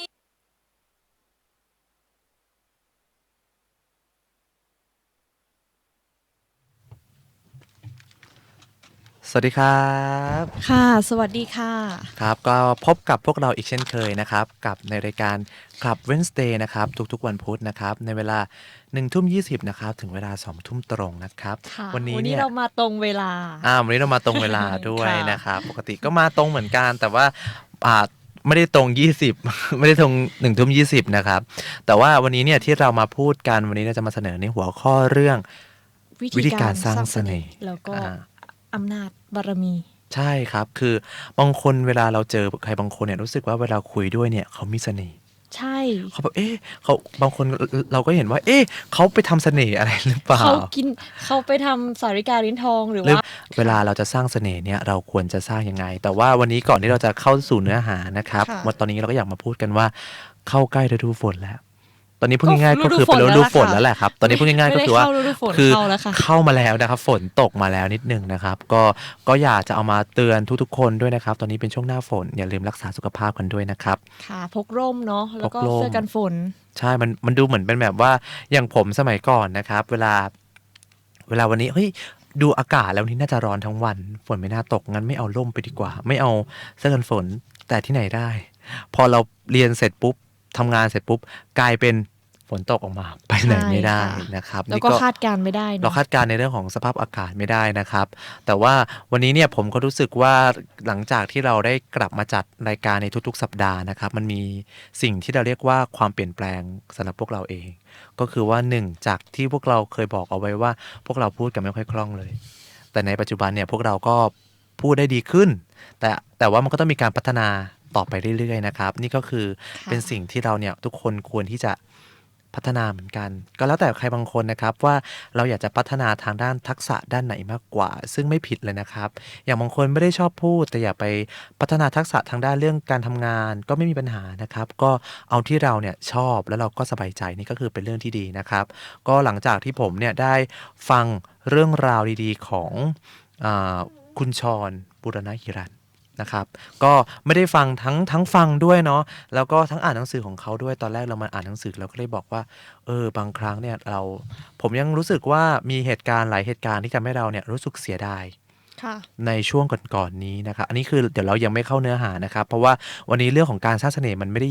เยอะแยะอะไรมากมายมันเป็นเรื่องแค่นิดเดียวนะครับคือถ้าเรารู้หลักปุ๊บเราก็จะเข้าใจมันทันทีนะครับแต่ว่าวันนี้เนี่ยผมอยากจะมาพูดเสริมด้วยก่อนที่จะเข้าถึงในเรื่องของเสน่ห์ทำไมถึงจะต้องเอาเรื่องนี้เข้ามาเสริมเพราะว่าถ้าเมื่อไหร่เราไม่มีความมั่นใจเสน่ห์คุณก็ไม่มีใช่ค่ะใช่บางคนบอกว่าอย่างบางคนเราเห็นว่าคนนี้เนี่ยทำไมดูมีเสน่ห์เพราะเวลาเขาพูดเขาไม่ได้เขินอะไรให้พูดก็คือพูดปกติมีความมั่นใจนะครับสีหน้ายิ้มแย้มแจ่มใสดูไม่ได้กังวลต่อเรื่องอะไรที่เกิดขึ้นมานี่ก็คือเป็นอีกรูปแบบหนึ่งที่ดีมากๆเลยถ้าเรามีลักษณะกายภาพแบบนี้ก็ดีแต่ถ้าใครคนไหนที่ยังไม่มีนะครับมันก็ไม่ใช่เป็นปัญหาที่ร้ายแรงอะไรก็ค่อยๆฝึกกันไปได้เหมือนกันไม่มีปัญหานะครับก็เป็นกำลังใจให้แต่ว่าเรื่องที่ผมเนี่ยไปฟังมาก็เป็นเรื่องที่บางครั้งเราพลาดโอกาสหลายๆอย่าง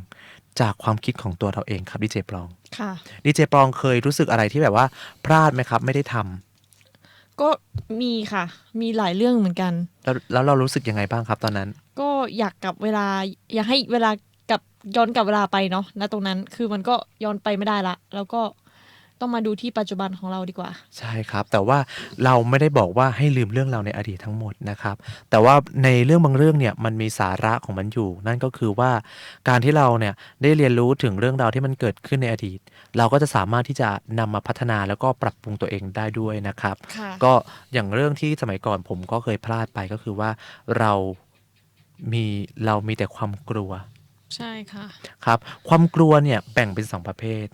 นะครับความกลัวอันแรกคือเป็นความกลัวที่ไม่ดี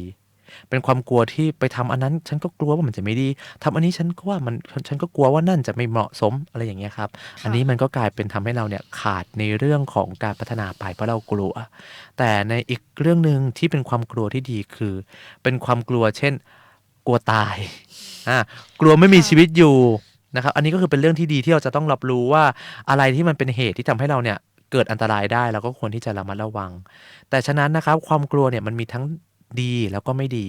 ทางที่ดีนะครับมันก็มีอยู่กลัวเพื่อระมัดระวังไม่ให้มันเกิดขึ้นแต่ถ้าเรา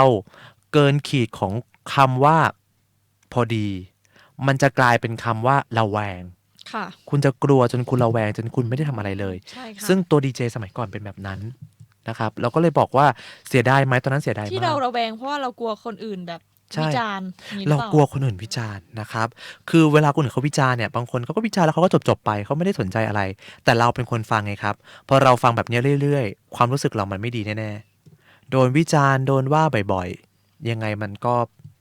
เราก็ท้อเพราะเราไปเอาความคิดของเขาไปเอาคำพูดของเขากลับมาคิดเขาพูดเสร็จเป็นตั้งแต่5 นาทีที่แล้วแหละแต่เรายังคิดมาถึงที่บ้านเลยคิดมาเป็นทั้งวันเลยเพราะว่าเราเอาไปใส่ใจในเรื่องของความคิดของคนอื่นฉะนั้นนะครับการที่เราฟังคนอื่นไม่ใช่ไม่ดีแต่อยากให้มีขอบเขตฟังแล้วก็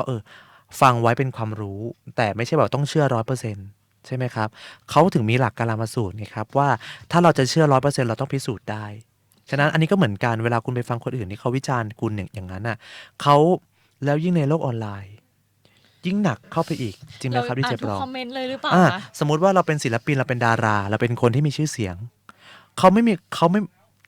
มีเวลาว่างถึงขั้นที่จะมานั่งอ่านกระทู้ว่าเขาพูดอะไรกันน่ะคนนี้เขาด่าอะไรเรานะเราก็คงไม่ได้มีเวลาอะไรที่มันแบบมากไปมากกว่านั้นมันทำให้เราเนี่ยเสียเวลาชีวิตด้วยนะครับเนี่ยครับมันก็เป็นเรื่องนึงที่ผมอยากเอามาเล่าให้ฟังแล้วก็เป็นประสบการณ์ที่สำหรับใครไม่ว่าจะเป็นน้องๆหรือว่าคนที่อายุเท่าไหร่ก็ตามนะครับเราอยากทำสิ่งอะไรที่เราอยากทำให้เราทำไปเลยเพราะว่าชีวิตของเราแต่ละคนเนี่ยมันมีขอบเขตที่มันไม่เหมือนกันเวลาเราอายุผ่านไปปุ๊บคุณจะได้ไม่มารู้สึกว่าเฮ้ยฉันทำได้นะตอนนั้นน่ะแต่ทำไมฉันไม่ทำอ่ะเราจะได้ไม่มีคำนี้อยู่ในหัวของเราแต่มันจะเป็นคำที่ว่าลองเต็มที่แล้วมันไม่เหมาะกับเราแล้วเราก็รู้สึกว่าเราไม่ได้อยากทำต่อแล้วจริงๆเราก็เลยไปทำทางอื่นอันนี้แหละครับมันจะเป็นคำตอบที่ดีกว่าแล้วมันจะไม่เป็นอะไรที่ค้างคาชีวิตของเราเหมือนกับพ่อแม่บางคนอยากให้ลูกประสบความสำเร็จรวยเป็น100 ล้านแต่ตัวเองทำไงครับแต่ตัวเองไม่ลองทำให้ลูกเห็นเอาความหวังทุกอย่างไปฝากไว้ที่ลูกใช่ไหมครับหวังว่าลูกฉันจะต้องเป็นอย่างนั้นลูกนั้นต้องเป็นอย่างนี้ถ้าคุณอยากทำคุณทำให้กับตัวคุณเองก่อนใช่ค่ะแล้วถ้ามันดีจริงๆคุณเอาไปบอกลูกแล้วถึงวันนั้นลูกคุณไม่เข้าใจลูกคุณไม่อยากได้แบบนั้นก็สุดแล้วแต่ลูกของคุณก็แล้วกันเราต้องเป็นตัวอย่างให้ลูกก่อนอย่างนี้ดีกว่าใช่ครับมันต้องเป็นตัวอย่างให้ลูกก่อนฉะนั้นเขาบอกว่าสิ่งที่ดีที่สุดก็คือการเป็นตัวอย่างที่ดีให้กับสังคมการเป็นตัวอย่างที่ดีมันก็จะทำให้เด็กเห็นแล้วเริ่มอยากจะ copy เริ่มอยากจะเรียนแบบเหมือนคำบางคนเหมือนบางบ้านหรือบางคนแล้วแต่บางบ้านปลูกฝังให้พูดไพเราะเวลาไปเจอใครก็แบบไพเราะแต่ถ้าบางบ้านปลูกฝังว่าอุ้ยพูดไพเราะไปเฟกพวกเนี้ยไม่จริงใจกลายเป็นพูดดีจ้าอะไรประมาณนี้แบบอุ้ยพวกนี้คนพวกนี้โอ้ยดูแบบไม่ดูแบบจริงๆต้องดูที่พ่อแม่เขาถ้าพ่อแม่เขาพูดแสดงว่าลูกเขาก็ต้องเป็นตามนี่แหละครับมันคือการแบบว่าการโคลนนิ่งการก๊อปปี้มาเลยก๊อปปี้เพสเลยก๊อปแล้วก็เอามาวางเอาไว้เลยฉะนั้นนะครับเราไม่ได้จะโทษที่พ่อแม่หรือว่าใครเราอยากให้ลูกเป็นยังไงเราต้องเป็นอย่างนั้นก่อน ใช่ค่ะ อันนี้คือสิ่งที่สำคัญไม่ว่าคุณจะอยู่ในวัยที่กำลังแบบว่ากำลังมีลูกหรือกำลังอะไรต่างๆนะครับมันไม่ได้ตรงนั้นมันไม่ได้สำคัญแล้วแต่ว่ามันสำคัญที่ว่ามันสำคัญในเรื่องของความคิดของคุณมากกว่าว่าถ้าเมื่อไหร่นะครับที่เรามีความคิดที่เป็น negative มันก็คือแนวทางลบมันพาไปลบหมดทุกอย่างแต่บางคนบอกอยากให้ลูกดีนู่นนี่นั่นบางคนไปทำร้ายตีลูกถามว่าการตีเป็นคำตอบไหมบางครั้งไม่ใช่ 100%ถ้าลูกผิดอันนี้ให้ตีแต่ถ้าแบบลูกทำไม่ได้แล้วตีอันนี้ไม่น่าใช่ละมันจะกลายเป็นเห็นแล้วว่าเฮ้ยทำไมต้องไปทำกับเขาแบบนั้นด้วยเขาก็คือเด็กคนหนึ่งใช่ไหมครับแล้วพอเขาทำแบบนี้ไปเรื่อยๆพอเขามีลูกเขาก็มองว่าสิ่งนี้มันเป็นสิ่งที่ดีที่สุดแล้วก็ทำต่อไปเรื่อยๆผมก็เลยมองว่านี่แหละครับมันจะกลายเป็นแบบสืบทอดต่อไปเรื่อยๆซึ่งถ้าเราอยากเปลี่ยนแปลงเราต้องเปลี่ยนแปลงด้วยตัวเองนะครับอันนี้ก็ที่เอามาพูดตอนนี้นะครับไม่ใช่เพราะว่าอะไรเพราะว่าเรื่องนี้มันกระทบในเรื่องของเสน่ห์จริงๆดีเจปรองครับอย่างเวลาจะไปสมัครงานหรือว่าคุณจะไปทำอะไรต่างๆหรือสำคัญที่สุดเลยสำหรับเด็กๆหรือว่าคนที่อายุมากๆแล้วเวลาไปพูดในที่ชุมชนบางคนเนี่ยตัวสั่นเป็นหินเลยเขาไม่มีประสบการณ์หรือเปล่า1เขากลัวใช่ไหมครับพอกลัวปุ๊บมันประมาทแล้วสิ่งที่เตรียมเอามาอยู่ในหัวจาก 100% เหลือประมาณสัก20หายไปหมดเลยนะครับฉะนั้นเนี่ยครับมันก็ไม่ใช่เรื่องอะไรที่มันน่ากลัวอย่างที่เราคิดกันคือมันอยู่ที่ว่าเราเนี่ยจะมีความกล้าเราจะพร้อมที่จะเปลี่ยนแปลงแล้วหรือยังเพราะว่าเนี่ยแหละมันเป็นสิ่งที่เราเป็นเสน่ห์เล็กๆน้อยๆเองเวลาเรามีความมั่นใจคุณลองเห็นไหมล่ะครับเวลาศิลปินคนไหนมีใครแบบไม่เขินน่ะส่วนใหญ่ไม่ค่อยเจอทำก็คือทำเลยต้องกล้าแสดงออกนะครับแต่ว่ามันไม่ผิดสำหรับบางคนที่ไม่กล้ามันแล้วแต่คุณว่าคุณจะทำอาชีพอะไรคุณจะประกอบอาชีพอะไรมันก็จะอยู่ในบริบทของอาชีพนั้นๆซึ่งตอนนี้นะครับผมลองมาทำเป็นดีเจแล้วก็เลยบอกกับตัวเองว่าดีใจที่ได้มาทำถ้าวันนั้นไม่ตัดสินใจมาทำเราจะไม่รู้เลยว่ามันมีสิ่งอะไรที่มันดีกว่าการที่เรานั่งเฉยเรานั่งอยู่เฉยๆเราคิดไปเรื่อยๆเราไม่รู้ว่าวันหนึ่งจะทำอะไรฉันอยากจะทำอันนั้นน่ะแต่ฉันก็ไม่เอาดีกว่ามันไม่น่าใช่นะมันอาจจะไม่เหมาะเดี๋ยวคนว่าเดี๋ยวกลายเป็นมันคิดวนอย่างนั้นไปเรื่อยๆจนสุดท้ายเราไม่ได้ทำอะไรเลยเรามีปัญหากับความคิดตัวเองนี้มากกว่าเพราะว่าคนอื่นจริงๆแล้วเขาก็ไม่ได้คิดอะไรมากหรอกเขาไม่ได้คิดอะไรเขาอาจจะแบบวิจารณ์นิดหน่อยแต่เขาก็แบบก็เป็นเพื่อนกันก็เลยวิจารณ์ไงเผื่อแบบว่าจะเอาไปพัฒนาปรับปรุงเปลี่ยนแปลงอะไรอย่างเงี้ยเราก็อย่าไปกลัวคำวิจารณ์ค่ะถ้ามันเป็นวิจารณ์ในแง่บวกเราก็เอานำกลับมาใช่คือง่ายๆเลยนะครับเพราะว่าเวลาวิจารณ์ใครสักคนหนึ่งเนี่ยเวลาเราต้องดูด้วยว่าคนคนนั้นเป็นใครถ้าเป็นกระทู้ในเน็ตไม่ต้องดูแล้ว ไม่ต้องดูแล้วปวดหัวนะครับเพราะว่าทำไมเพราะว่าสิ่งนี้มันจะเห็นได้จากการที่บางคนไปพิมพ์เมนต์อะไรต่างๆไปพิมพ์ว่าคนนั้นคนนี้ผมไม่รู้ว่าเบื้องลึกชีวิตของเขาเนี่ยเป็นยังไงเขาอาจจะไม่ได้เจอชีวิตที่มันดีก็ได้เขาอาจจะเห็นว่าการที่เขาว่าคนอื่นแล้วเนี่ยทำให้ตัวเขาดีขึ้นใช่อาจจะเกิดจากความอิจฉาหรือว่าอะไรอย่างนี้ใช่ครับคือณที่นี้เนี่ยที่เรามาพูดต้องย้ำหลายๆคนเลยว่าบางครั้งเรื่องพวกนี้มันกระทบต่อระบบความคิดของเราได้นะครับในเรื่องของความกลัวแล้วการพอมันกลัวปุ๊บเราก็ไม่กล้าทำสิ่งที่มันแบบเปลี่ยนโลกเราจะต้องลุกขึ้นมานะครับอะไรที่เราคิดว่าเราอยากให้มันเปลี่ยนแปลงยังไงเราอย่าเอาแต่พูดเราลุกขึ้นมาทำเลยเพราะว่าทุกอย่างที่ถามดีเจปรองก่อนว่าก่อนที่จะมาเป็นดีเจปรองคิดว่าวันนี้เราจะจัดรายการคล่องถึงทุกวันนี้ไหมครับก็ตะกุกตะกากเลยค่ะใช่ไหมก่อนที่จะมาเป็นเพราะว่าเราเป็นคนไม่ค่อยกล้าพูดเท่าไหร่แต่พอมาจัดคือก็ต้องพูดค่ะพอสุดท้ายเราต้องมาพูดกันปุ๊บเราก็พูดได้เรื่อยเพราะเราฝึกมาตลอดไงครับอันนี้มันก็คือทักษะแล้วก็สิ่งที่คุณชอบในการพูดคุณก็ใช้ทักษะการพูดของคุณในการประกอบอาชีพของคุณก็ได้แต่ถ้าคุณคิดว่าคุณไม่ได้ใช้คุณก็ไม่ต้องใช้ก็ไม่มีปัญหานะครับอันนี้มันขึ้นอยู่กับความรู้สึกลึกๆของเราเลยดีกว่าแต่วันนี้ที่ผมมาพูดเรื่องนี้นะครับผมเห็นว่าไปอ่านหนังสือมาเรื่องของที่เราบอกกันไปไงครับเรื่องของความกล้าแค่นั้นเองแค่คุณคิดที่คุณกล้าจะเปลี่ยนมันก็แบบคุณลองเห็นคนที่มีความมั่นใจคนที่แบบอย่างคนที่มีชื่อเสียงที่เขากล้าพูดกล้าอธิบายเราก็ดูเฮ้ยเขาดูมีภาวะเป็นผู้นำที่น่าเชื่อถือน่าคุยด้วยจังเลยอะคนแบบนี้น่าคบหาสมาคมด้วยจังใช่ไหมครับมันเป็นเสน่ห์นะดีเจปลองเป็นเสน่ห์ใช่ครับบางคนก็โอ๊ยเสน่ห์เป็นหน้าตาหรือเปล่าต้องหน้าตาน่ารักดูมีเสน่ห์จริงมันก็แค่ภายนอกเนาะมันก็แค่ภายนอกเนาะคือเรายังเคยเจอคนที่หน้าตาดูดีสวยมาเลย หล่อมาเลย แต่เวลาพูดออกมาปุ๊บไม่มีเสน่ห์เลยอย่างเงี้ยครับ ใช่ มันก็มีให้เยอะไปนะครับ มันก็มีได้ถมเถไป ฉะนั้นนะครับในเรื่องของเสน่ห์เนี่ยมันมีวิธีการสร้างเสน่ห์หลายรูปแบบนะครับ เดี๋ยววันนี้จะให้ดีเจปอเป็นคนถ่ายทอดกันนะครับ ว่าเสน่ห์ที่แท้จริงเนี่ยเสน่ห์แบบชาวพุทธเนี่ยคือการใช้เสน่ห์แบบไหนครับไม่ เสน่ห์แน่นอนก็ต้องมาคู่กับอำนาจการที่เราจะได้ ครับ เป็นคนแบบมีคนเชิดชู ครับ มีคนชื่นชมนะคะ ซึ่งคนเราเนี่ยก็เปรียบเสมือนกับต้นไม้สองประเภทก็คือประเภทอ่อนนอกแข็งใน เช่น ต้นสักต้นตะเคียนอะไรประมาณนี้กับต้นประเภทที่อ่อนในแข็งนอกก็เช่น ต้นมะพร้าวต้นตาลต้นหมาก ใช่ถ้าเปรียบกับคนเนี่ยเราก็มีอยู่สองประเภทเช่นกันนะคะ เช่นพวกอ่อนนอกแข็งในกับพวกอ่อนในแข็งนอกคุณดีเจเฟยเข้าใจไหมคะ อ่อนในแข็งนอกคือเป็นประเภทแบบไหนครับ อ่อนในแข็งนอกเนี่ยก็จะเป็นคนที่ ก้าวร้าวหรือเปล่าครับ ใช่ค่ะ ดูหมื เป็น ก้าว คน ร้าว ที่มีความแข็งออกมา ครับ อวดข้างนอก เช่นวางโต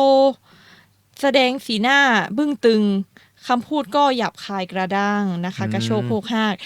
ให้คนเห็นว่าตนเก่งหรือว่าตนเป็นใหญ่วางอำนาจ แต่ว่าพวกอ่อนนอกแข็งในเนี่ยคือคนที่มีความนิ่มนวลออกมาแสดงให้เห็นข้างนอก เช่นท่าทางเคารพนบไหว้นะคะยิ้มแย้มแจ่มใสพูดจาสุภาพอ่อนโยนนะคะใครฟังก็ชื่นใจนะคะหลายคนมักจะเข้าใจว่าถ้าทำตัวให้เขาเห็นว่าใหญ่เช่นวางท่าทางใหญ่พูดจาสำแดงอำนาจขู่ตะคอกจะทำให้เขาเนี่ยเห็นว่าเราสำคัญเป็นที่นับถือยำเกรงของคนอื่นนั่นเป็นความเข้าใจผิดค่ะ ครับ เพราะนอกจากจะไม่มีใครเห็นว่าสำคัญจริงแล้วยังไม่มีโอกาสใหญ่หรือสำคัญได้ขึ้นมาได้เพราะความแข็งกระด้างของเขาเป็นเหตุไม่ว่าอะไรนะคะถ้าเขาเอาของแข็งมาหุ้มไว้ข้างนอกเนี่ยมักจะขยายตัวออกอีกยากดูอย่างต้นหมากต้นมะพร้าวหรือว่าสัตว์พวกกุ้งหอยนะคะไม่เห็นจะใหญ่โตอะไรมากนะคะคนเราก็เหมือนกันค่ะถ้าเอาความแข็งกระด้างออกอวดมาข้างนอกแล้วเนี่ยโอกาสที่จะเจริญเติบโตยากค่ะเพราะไม่มีใครเขาเคารพแล้วก็นับถือนะคะเพราะฉะนั้นนะคะเสน่ห์กับอำนาจนั้นเนี่ยก็ยากที่จะมีในคนเดียวคนเดียวได้นะคะแต่ถ้าเป็นคนอ่อนนอกแข็งในเนี่ยเราจะมีทั้งเสน่ห์แล้วก็อำนาจในตัวเองใช่ครับนี่ก็เป็นแบบเสน่ห์เล็กๆน้อยๆนะครับที่เรามาอธิบายกันนะครับยังมีเนื้อหาอย่างอื่นอีกไหมครับที่เจ๊ปรองครับใช่ก็เสน่ห์คนส่วนใหญ่ก็จะต้องคิดว่าต้องสวยต้องหล่อใช่สวยหล่อใช่ค่ะจริงๆก็เป็นแค่ความงามภายนอกเนาะใช่ครับที่เราบอกกันนะคะคือเสน่ห์เนาะคือมันเป็นอะไรที่อยู่กับเราได้ไปตลอดค่ะมันคือนิสัยมันคือลักษณะภายนอกทางกายภาพที่เราเห็นแล้วเรารู้สึกเลยว่าคนคนนี้เนี่ยมีเสน่ห์บางคนเขาถึงบอกว่าคารมเป็นต่อใช่รูปหล่อเป็นรองไง ใช่ไหมครับพอวันหนึ่งที่ผมพูดตามตรงว่าวันหนึ่งเราชอบคนคนหนึ่งถูกต้องไหมครับดีเจปรองสมมติว่าเราไปแอบชอบคนหนึ่งแต่พอวันหนึ่งเขาอายุมากขึ้นถามว่าเขาจะสวยเท่าเดิมไหมมันไม่สวยแล้วมันตามวัยแล้ววัยเด็กมันคือวัยใสวัยแบบวัยแรกแย้มเลยแหละวัยที่แบบว่าอันนั้นเป็นสวยแบบธรรมชาติเลยแต่พอวันหนึ่งอายุมันมากแล้วอะความงามมันก็หายไปตามอายุสุดท้ายมันก็เหลือในเรื่องของเสน่ห์มากกว่ามันคือเรื่องของเสน่ห์แล้วก็นิสัยของเราเป็นองค์ประกอบในการที่ทำให้เราเนี่ยเกิดแบบนั้นขึ้นมาได้บางคนแบบว่าเฮ้ยไปทำอย่างอื่นไปนู่นไปนี่มาไปทำศัลยกรรมมาแต่เสน่ห์ก็ไม่ได้กลับมาเหมือนเดิมแล้วอาจจะสวยเหมือนเดิมแต่ว่ามันก็ไม่มีอะไรเหมือนเดิมแล้วครับเพราะมันต้องอยู่ที่จิตใจเราด้วยทุกอย่างมันอยู่ที่จิตใจเราใช่ครับแต่ตรงนี้นะคะก็จะบอกได้ว่าสิ่งที่เราจะให้คนมองว่าเราจะสวยอย่างเดียวไม่ได้หล่ออย่างเดียวไม่ได้นะคะเราก็ต้องมีอยู่2หลักประการก็คือขันตินั่นก็คือความอดทนแล้วก็มีโสรัจจะก็คือความสงบเสงี่ยมนะคะซึ่งความอดทนเนี่ยควรจะมี4ระดับคืออดทนต่อความยากลำบากไม่เป็นคนอ่อนแอสู้งานครับเป็นผู้เสียสละมีจิตใจเข้มแข็งนะคะแล้วก็2ก็คืออดทนต่อความเจ็บปวดไม่แสดงอาการสำออยเกินเหตุ เมื่อเขาเจ็บไข้ก็จะส่อลักษณะเหมือนคนใจส่อนะคะ ข้อที่ 3 ก็คืออดทนต่อความเจ็บใจเมื่อมีคนมาล่วงเกินเนี่ยก็รู้จักยับยั้งชั่งใจไม่หุนหันพลันแล่นนะคะ 4 ก็คืออดทนต่ออำนาจกิเลสก็คือทนความอยากได้ใคร่ดีในทางที่ไม่ถูกต้องจนกลายเป็นคนที่งกเห็นเงินตาโตอันนี้นะคะควรจะมีอยู่ในจิตใจของเราในใจของเราต้องมีสิ่งนี้เลยใช่คนที่มีความขันติอดทนเนี่ยไม่ทำชั่วเสียหายระงับจิตใจได้นะคะแม้จะขมวดคิ้วนิ้วหน้านะคะกริยายังไม่เรียบนักก็ยังน่าชมน่าเห็นใจนะว่ายังพออยู่ว่ายังพองามเนาะแต่ถ้าว่าอดทนข่มใจไว้ได้นะคะมีความสงบเสงี่ยมเยือกเย็นภายในเนี่ยยิ้มแย้มแจ่มใสด้วยแล้วเนี่ยเรียกว่าเป็นคนงามแท้จริงค่ะใช่ครับอันนี้ก็คือเป็นในเรื่องของเสน่ห์นะครับการบริหารเสน่ห์ไม่ใช่เราเอาไปจีบใครมันไม่ใช่แต่ว่าในการทำงานร่วมกับคนอื่นนะครับไม่ว่าจะอาชีพไหนก็ตามถ้าเมื่อไหร่ที่คุณเนี่ยทำพฤติกรรมที่มันไม่ดีต่อให้คุณจะดูสวยหล่อขนาดไหนมันก็ดูไม่ดีครับดีเจบล็อกมันก็คือสิ่งที่เราเห็นว่ามันเป็นแค่ภาพลักษณ์เท่านั้นเองแต่สุดท้ายคนเราจะอยู่ด้วยกันได้ไหมเนี่ยมันอยู่ในเรื่องของว่าคนนั้นเนี่ยเป็นคนดีหรือเปล่าค่ะพอเราเห็นคนดีผมถามดีเจบล็อกเนี่ยคุณกล้าไปแกล้งคนที่เขาแบบมีศีลไหมไม่กล้าเลยค่ะเรารู้สึกแบบเรารู้สึกว่าเราเป็นคนเลวไปเลยเรารู้สึกว่าเราเป็นคนเลวไปเลยนะครับในบางครั้งเราเห็นโอ้โหถ้ามันดีอย่างเงี้ยเป็นคนดีเกินดีขนาดนี้ไม่ไหวนะเนี่ยเรารู้สึกว่าเราจะมีความเกรงใจเขาโดยอัตโนมัติเลยพอเราเจอคนที่แบบเรียบร้อยไม่เท่าไหร่แล้วเขาเป็นคนดีด้วยแล้วแบบโอ้โหแล้วดูแลครอบครัวดูแลพ่อแม่อย่างเงี้ยพอเราเห็นผู้ชายเห็นใครเขาก็หลงใครก็ชอบใครก็ชอบคนนี้มันเอาไปทำงานด้วยก็ดีนะไม่แบบกตัญญูกตเวทีนะดูแลพ่อแม่นู่นนี่นั่นมันก็กลายเป็นเรื่องที่มันแบบว่าโอเคไงครับพี่เจ๊ปลองค่ะอันนี้ก็เลยบอกว่าการใช้เสน่ห์เนี่ยไม่ใช่ในเรื่องที่ผิดแล้วแต่มันเป็นในเรื่องของเสน่ห์ออกมาจากภายในมันออกมาจากภายในใช่ส่วนผมถามหน่อยว่าเวลาประกวดนางงามพี่เจ๊ปลองทุกคนมาแบบ100 คนสวยหมดทุกคนเลยเลือกยังไงเขาก็ต้องเลือกทัศนคติถูกต้องเพราะทัศนคติมันบ่งบอกถึงเสน่ห์ที่ออกมาเลยนะว่าโอ้โหคนนี้ทุกคนสวยหมดค่ะใช่แต่พอเวลาการพูดออกมาปุ๊บการให้ความคิดเห็นออกมาคนนี้แบบฉลาดคนนี้ดูพูดไพเราะคนนี้ดูพูดแล้วมีความคิดที่ดีอย่างเงี้ยเฮ้ยน่าเอามาร่วมงานด้วยนี่แหละครับมันก็เลยเป็นในเรื่องของเสน่ห์ไงครับเสน่ห์บางครั้งคนเราไม่สวยมันไม่จำเป็นจะต้องแบบว่าไปทำศัลยกรรมเพื่อหาเสน่ห์ให้กับชีวิตของเราเองแต่เสน่ห์ในแต่ละคนมันมีอยู่ในตัวอยู่แล้วแต่แค่ว่าเราจะเอามาใช้มันเมื่อใดก็เท่านั้นเองบางคนรู้ว่าตัวเองเนี่ยเก่งทางด้านเรื่องเกี่ยวกับการทำงานชอบอธิบายคนอื่นเป็นครูพอสอนหนังสือเด็กไปปุ๊บดูมีเสน่ห์เด็กชอบตลกดีอาจารย์น่ารักใช่ไหมครับอันนี้ก็เป็นในรูปแบบเสน่ห์อีกแบบหนึ่งที่เราบอกว่าเป็นการใช้เสน่ห์ที่มาจากใจแล้วมาจากศีลด้วยบางคนรักษาศีลมาอย่างดีพอเวลาอธิบายพอเวลาสอนมาปุ๊บเฮ้ยเหมือนเราเจออาจารย์คนหนึ่งเป็นอาจารย์ที่ดีมากเรียบร้อยมากสอนใจดีไม่ดุเด็กเลยเวลาเด็กเสียงดังอาจารย์จะเงียบแล้วเด็กเสียงเด็กมันก็จะเงียบตามใช่ถ้าเราเงียบเด็กก็จะเงียบนี้ก็เด็กก็จะเงียบเป็นอะไรอย่างเงี้ยอาจารย์เป็นอะไรนะทำไมอยู่ดีๆเมื่อกี้เสียงดังมาปุ๊บทำไมเงียบจังอย่างเงี้ยครับคืออาจารย์เขารักษาศีลคือเขาไม่ได้มาบอกว่าฉันเป็นอันนั้นนะฉันเป็นพุทธศาสนิกชนนะฉันเป็นคนไม่กินเนื้อสัตว์นะฉันเป็นอย่างนั้นอย่างนี้ฉันไม่พูดอะไรเลยฉันทำไม่เห็นเลยการกระทำเขาถึงบอกไงครับว่าการกระทำเนี่ยสำคัญกับคำพูดบางครั้งคำพูดของเราพูดออกไปแล้วมันก็เหมือนกับการโปรโมทขายของแต่ถ้ามันไม่จริงมันปลอมตั้งแต่รอบแรกแล้วอย่างเงี้ยสุดท้ายแล้วความจริงมันก็ปรากฏออกมาให้เห็นแล้วว่าคนนี้แบบดีแต่พูดฉะนั้นก็บางครั้งเราเป็นคนมั่นใจที่ดีนะครับแต่ไม่ใช่มั่นใจเกินเหตุแบบฉันทำได้ทุกอย่างฉันทุกอย่างบนโลกใบนี้ฉันคือมุกฉันคือแบบว่าเป็นช้างเผือกที่อยู่ในป่าพวกเธอต้องเดินเข้ามาหาฉันแล้วฉันก็จะแบบว่าโชว์ศักยภาพอะไรต่างๆออกมาจริงๆแล้วบางครั้งไม่ใช่เรากลายเป็นแบบว่ามันจะกลายเป็นเพ้อเจ้อแล้วเพราะสุดท้ายเราต้องให้โลกรู้ด้วยว่าเราคือ ถ้าเราจะเป็นเพชรก็เป็นเพชรโชว์ให้โลกเห็นเลยว่าฉันนี่แหละเป็นเพชรเป็นอันดับหนึ่งเท่านั้นที่ทุกคนจะต้องเห็นแล้วบอกว่าฉันคือเพชรแต่ถ้าคุณจะบอกว่าเป็นมุกที่มันมีคุณค่าคุณก็ต้องทำให้ตัวเองให้คนเขาเห็นว่าตัวเราเนี่ยเป็นคนที่มีคุณค่าเช่นกันนะครับแล้วเรื่องเสน่ห์ที่สำคัญคืออะไรบ้างนะครับดีเจปลองครับก็เสน่ห์นะคะที่สำคัญเลยผู้ให้ย่อมเป็นที่รักใช่ครับในที่นี้นะคะพระพุทธเจ้าตรัสว่าเสน่ห์ที่แท้จริงอยู่ที่ภายในคือจิตใจเราเองวิธีสร้างเสน่ห์ให้ดึงดูดใจคนไม่ได้มีอะไรดีไปกว่าแต่งใจให้งามด้วยคุณธรรมเมื่อใจเรามีคุณธรรมแล้วเนี่ยคนเขาจะมารักใคร่ชอบพอเองดุจดังแม่เหล็กที่มีพลังดึงดูดในตัวโอ้โหคมจนเจ็บคมจนเจ็บเลยเพราะบางคนเครื่องสำอางโบกหน้าอยู่สวยเลยแต่เวลาการกระทำอะไรต่างๆมามันดูไม่สวยใช่เหมือนบางคนหน้าตาสวยแต่ปากด่าคนนู้นคนนี้ไปทั่ว คุณไม่ต้องหวังเรื่องเสน่ห์เลยหายไปตั้งแต่การที่คุณพูดอย่างนั้นแล้ว